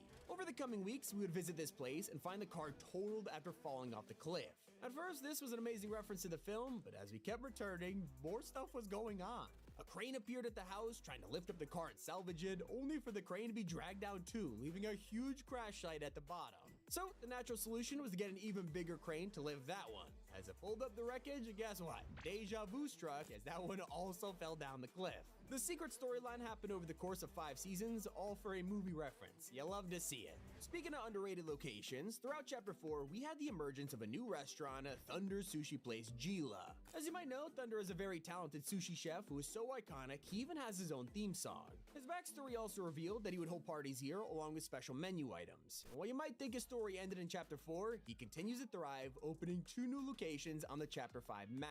Hopefully it's insured. Turns out that's a big part of Fortnite's island that no one really talks about. No Sweat Insurance is one of the most important companies on the map, and they've been lurking in the shadows for over half a decade. These guys insure people on the island from natural disasters, live events, threats from outer space. It's surprisingly common in Fortnite, and the underwriter is the main guy to help you out. Of course, he'll do whatever it takes to avoid insurance payouts, even if it means saving everyone's houses. During the Chrome season, it began to spread around the island, threatening anyone in the area. So, No Sweat decided to build custom floating platforms and only offered it to houses that were insured. This saved them from being damaged, and in turn saved No Sweat from paying a ton of money. The devs made this hidden story so in-depth, which is incredible when you consider 99% of players don't even know about it. And yeah, I mentioned how they've been around way longer than we realize. It all has to do with this classic building from Tilted Towers. It's one of the very first secret stories in Fortnite. This thing was originally hit by a meteor in Season 4, causing it to collapse and leave a crater. So the city rebuilt it. Proud of their achievement, we couldn't wait to see the fresh version, only for Kevin to roll into Tilted and crush the new building.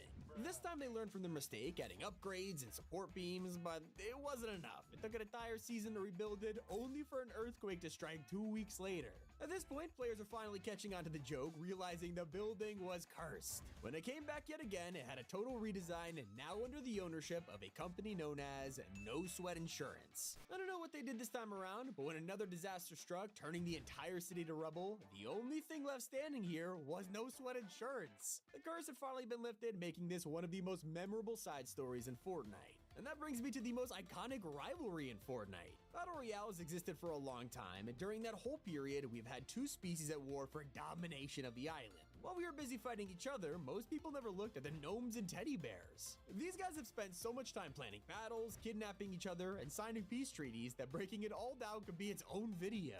The war truly had its ups and downs. At one point, you can see the gnomes and bears on a hill about to fire cannons at each other, only for them to be on dinner dates later on. Some gnomes even broke away from the group, such as this evil one, a scientist who created a super slurp juice. It went terribly wrong, causing him to become a cyborg supervillain. At one point, he booby-trapped areas where fellow gnomes are meeting, hoping to blow them up with his super serum. We had to step in and disarm the traps before the evil gnome revealed his biggest plan yet. He went to Slurpy Swamp plotting to destroy the world, but before he concluded, we managed to foil his evil scheme. He desperately fled in an escape attempt, and we didn't hear much from the cyborg after this. A couple weeks later, a secret update dropped as players went back to Slurpy and found a memorial. Here, we could pay our respects to the failed supervillain. Rest in peace, little guy. Let me know what's your favorite secret storyline. It's been Tommy, and keep it here on Top 5 Gaming.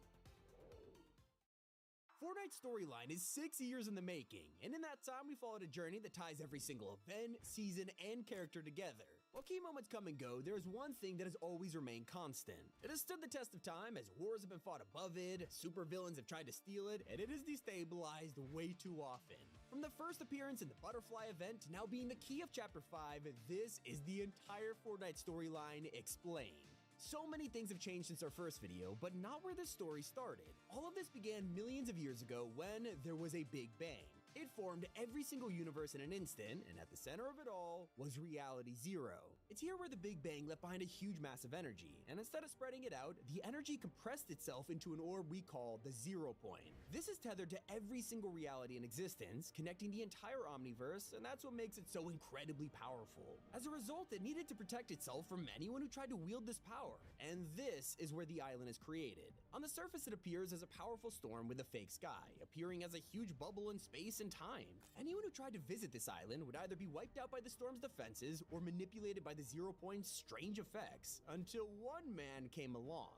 Against all of the odds, he captured control of the orb and began to wield its power. We know him as Geno. He's a scientist who is obsessed with perfection and also leader of a medieval kingdom known as the Oathbound. During his time ruling as a champion, Geno started to experiment with future technologies. We're not sure how he discovered the 0 point, but once it was located, he instantly realized its full potential. His long-term vision was to create the perfect society, and his time with the Oathbound was just phase 1 of his true destiny. With the orb, he knew that if he could see how every reality was made and what was different about each one, he could use that information to truly create perfection. So one day, he left behind his homeworld, but Geno wanted the kingdom to not lose their leader. In his place, he left behind a clone of himself known as a snapshot. There's still more research to be done into how snapshots truly work, but we do know they're created when someone leaves the loop.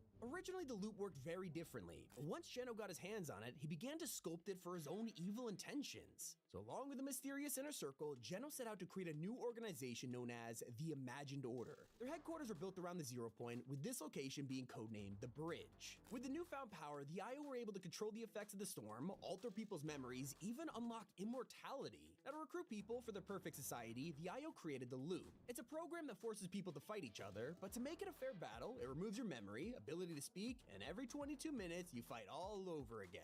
Sounds like a great way to judge people, but no one would ever agree to this. So they started kidnapping subjects from countless realities.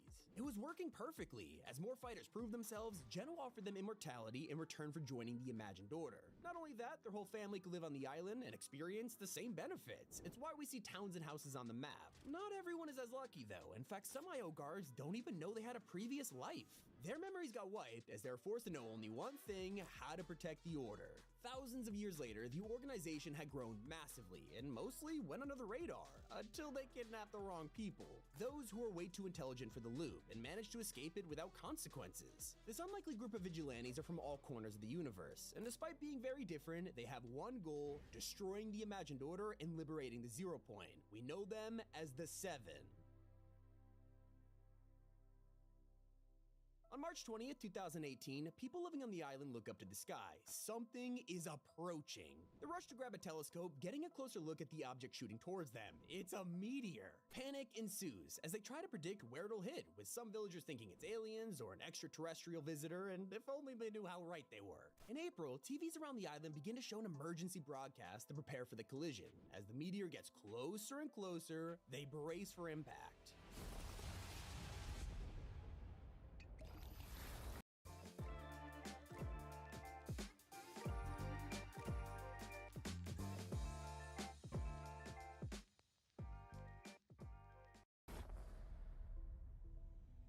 A huge crater is left in the ground as the Imagined Order rushes to investigate. They build a facility at the crash site, disguising themselves as the government. Well, unfortunately for them, they weren't fast enough. A mysterious character breaks out of the meteor and escapes the facility, and this is our first introduction to the Visitor. He's on a mission to test the capabilities of their airtight suits, which we learn later on protects them from the effects of the loop. It's a success, as he steals a rocket from a film set and converts it to rift back home.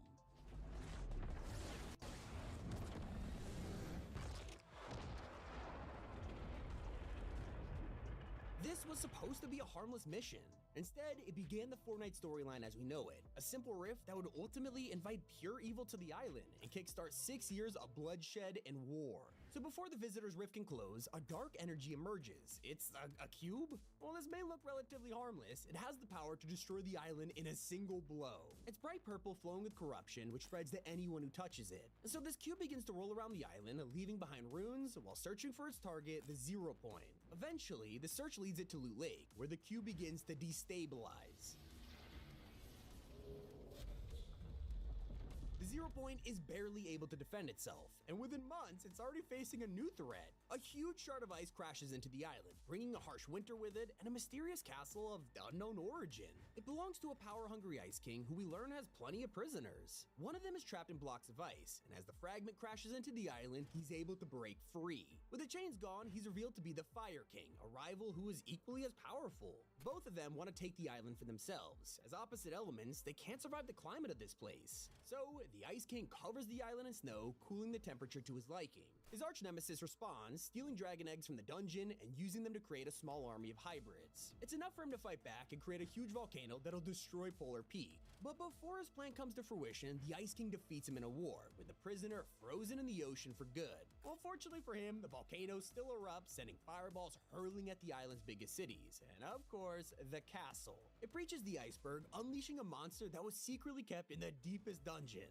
Yeah, it immediately breaks free, and the Imagined Order don't really care. They're perfectly fine with the monster damaging the island, as long as it doesn't touch the Zero Point. The solution is to create a doomsday weapon that'll wipe out everyone on the surface, including the monster. Well, that's when a prisoner of their own speaks up. The Paradigm, a member of the Seven, explains that they can't just let everyone die, so she offers a better solution, to pilot a giant robot and kill the monster herself. They reluctantly move forward with the plan, constructing the mech in the hollowed-out volcano. It is time for the final showdown.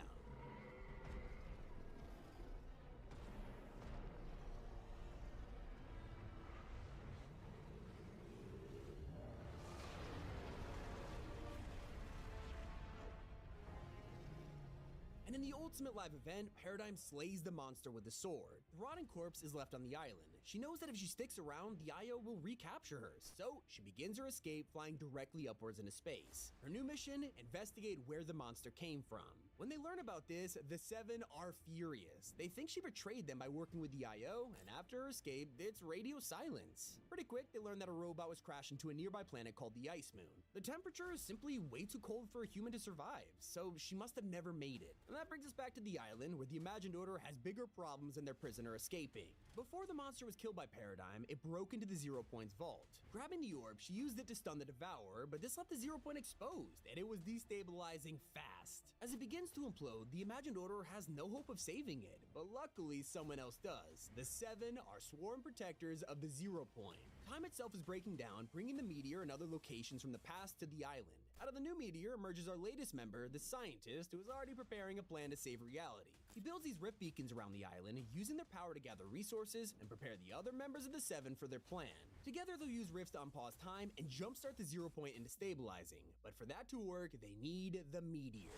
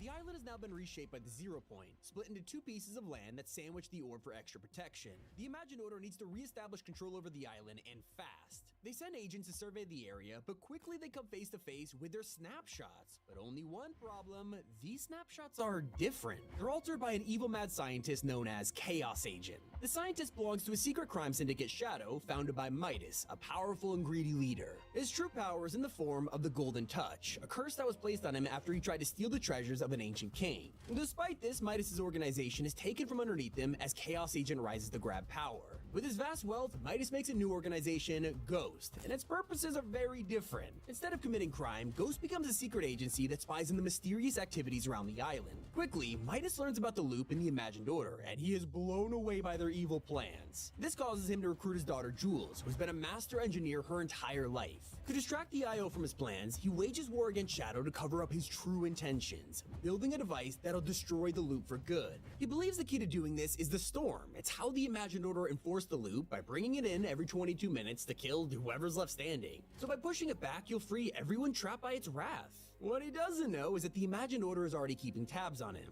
John Jones is a field agent who's dedicated his life to the Order. Under their oath, he has done covert work on the island hundreds of times, leaving a snapshot every single time he re-enters the loop. But before Jones can figure out Midas' plan, it is sprung into action as the Device event.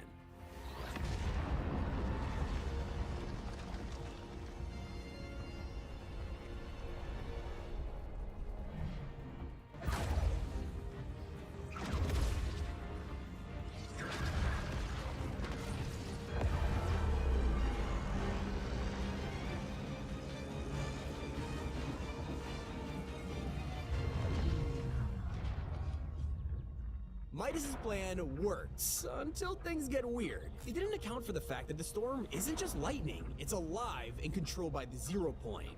Must be connected to the loop. But there's no way we could have predicted that it would react this way.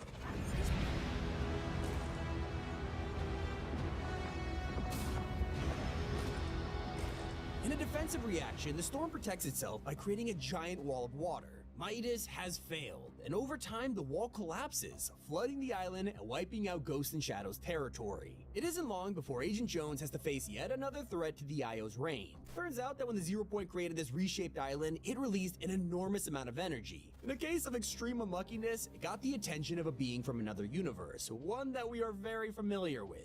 It is here that crossovers enter the storyline, because this threat from outer space is none other than Galactus, Devourer of Worlds. He's drawn to this massive energy surge and is desperate to consume the planet that contains it. Of course, it's the Fortnite Island, and because Galactus is from the Marvel Universe, it also brings a whole cast of characters to protect us. If he's able to devour the 0 Point, it would destroy reality as we know it. This kickstarts a plan from Tony Stark to build rift beacons around the map and bring his lab to the island. Every day, the island's residents see this being get closer, and just before he arrives, the plan is revealed. Tony spent all this time building custom battle buses and fitting them with explosives, cannons, and lasers, and now the day has come.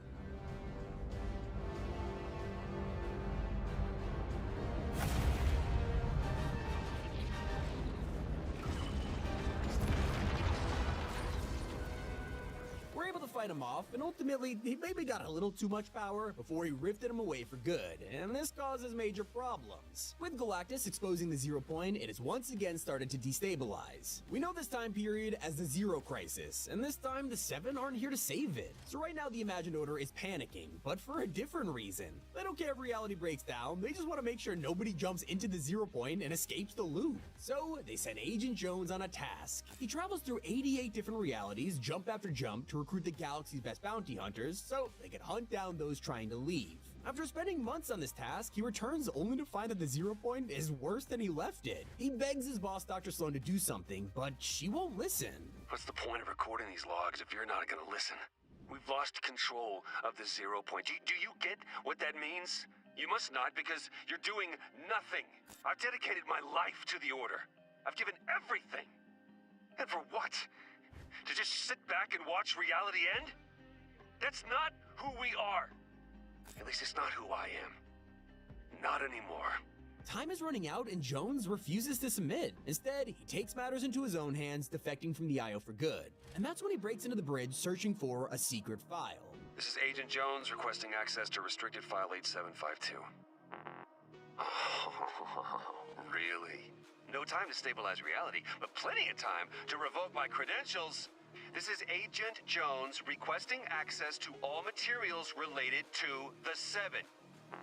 Oh, great!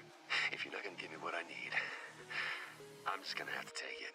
So he does, and with his newfound knowledge, he hops on a battle bus and heads straight for the island, where the 0 Point is on the brink of imploding. He rushes through all of the hunters he spent months recruiting and gets there just in time.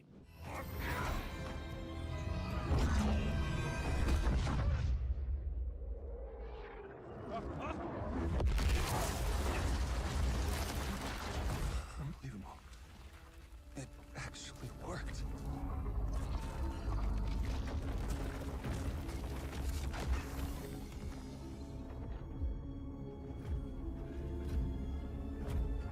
Look, I know you have no reason to trust me, but... Oh no. Hang on! Let's talk! Let's talk!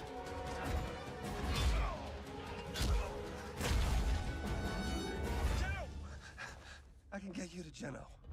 And the sisters? I can get you all of them. But I need your help to fix that. Finally, we are introduced to the Foundation, the leader of the 7 who has been rivals with Geno for centuries. Now that Jones has offered to give him Geno, he's actually willing to help protect the 0 Point. As it starts to break down, the orb blooms like a flower. Jones has studied it his entire life, but this is the first time he's seen it react like this. Now, there's no time to admire it though. It's destabilized and is already way too far gone to save. The only option now is to contain the blast. The Foundation seals himself in a tower of stone, and in the ultimate sacrifice, tells Jones to overload his portal gun, leaving them both trapped in the loop.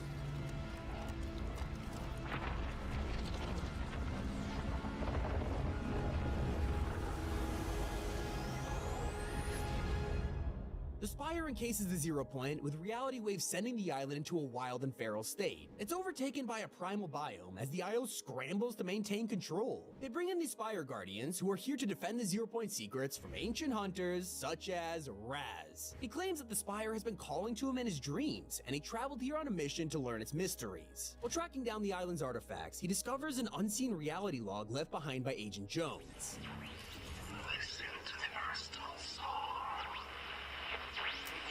Raz immediately begins searching for the Spire's mysterious crystals, which in turn lead him to the ultimate artifact. Before we can stop Raz, one of Jonesy's snapshots gives us a chilling warning. There are people who think the Spire will make them powerful. It will, but it will also exploit their every weakness. Do not allow the Spire to corrupt someone powerful, or Jones does not stand a chance. Go now before the Spire attracts any more attention from the... Never mind, just hurry. Well, it's already a little too late, because Raz has found a crucial artifact that is way too dangerous to wield on his own. This shard is all too familiar. It's a piece of the cube that almost destroyed the island with the corruption still intact. Upon wielding it, Raz succumbs to the darkness, becoming aggressive and evil. Now, we're able to take it away from him in time, but the damage has already been done. Now, before we can discover just how important this key moment was, a comic reveals an extraordinary amount of secrets hidden underneath the island. As a DC crossover, it revolves around Batman, who has been trapped in the loop after investigating a rift in Gotham City. As the world's greatest detective, he is able to prepare an escape plan. With the help from Catwoman, he escapes the loop by standing in the center of the storm in the final seconds. Now, free to roam the island out of the loop, he comes across a group of inhabitants. They form an alliance and decide to get out of Reality Zero for good. Only problem is, they can't just swim away, they would disintegrate. And now that they've escaped the loop, there are no second chances. Death is permanent. There's only one way to get home, and it's the same way they got here, through the Zero Point. The group is able to unlock one of the metal bunkers on the island and head underground in search of an escape. The room is extremely ancient, protected by massive golems and swarms of IO guards. It's a tough battle, and in the chaos, Fishstick is killed by an unknown figure. It becomes apparent one of the group is working for the Imagined Order. The others, still in shock, decide to carry on. The further they progress, the closer they get to the Zero Point. Eternal Voyager, in his desperation to escape, sprints into the orb and immediately gets split into a million pieces. The Zero Point cycles through countless realities per second, which killed him instantly. He got his wish, he'll be voyaging for eternity. After hours of discussion, the group figures out how to calibrate the orb. Renegade Raider goes home first, before one of the members reveals a dark secret. Deathstroke has been working with the Imagined Order all along. He was the one who killed Fishstick. So, they break out into a fight before tying up Deathstroke, and most of the others escape to the Zero Point as the Gotham City crew are left standing. Once the Zero Point has finally been calibrated to their homeworld, Deathstroke flees to Gotham City as Batman and Catwoman go after him. Once they're home, the memories come flooding back. They may have worked together in the loop, but in their previous lives, they were rivals. More importantly, both of these events have worked together to allow the next phase of the story to progress. Heading all the way back to Raz, his use of the Dark Shard has gotten the wrong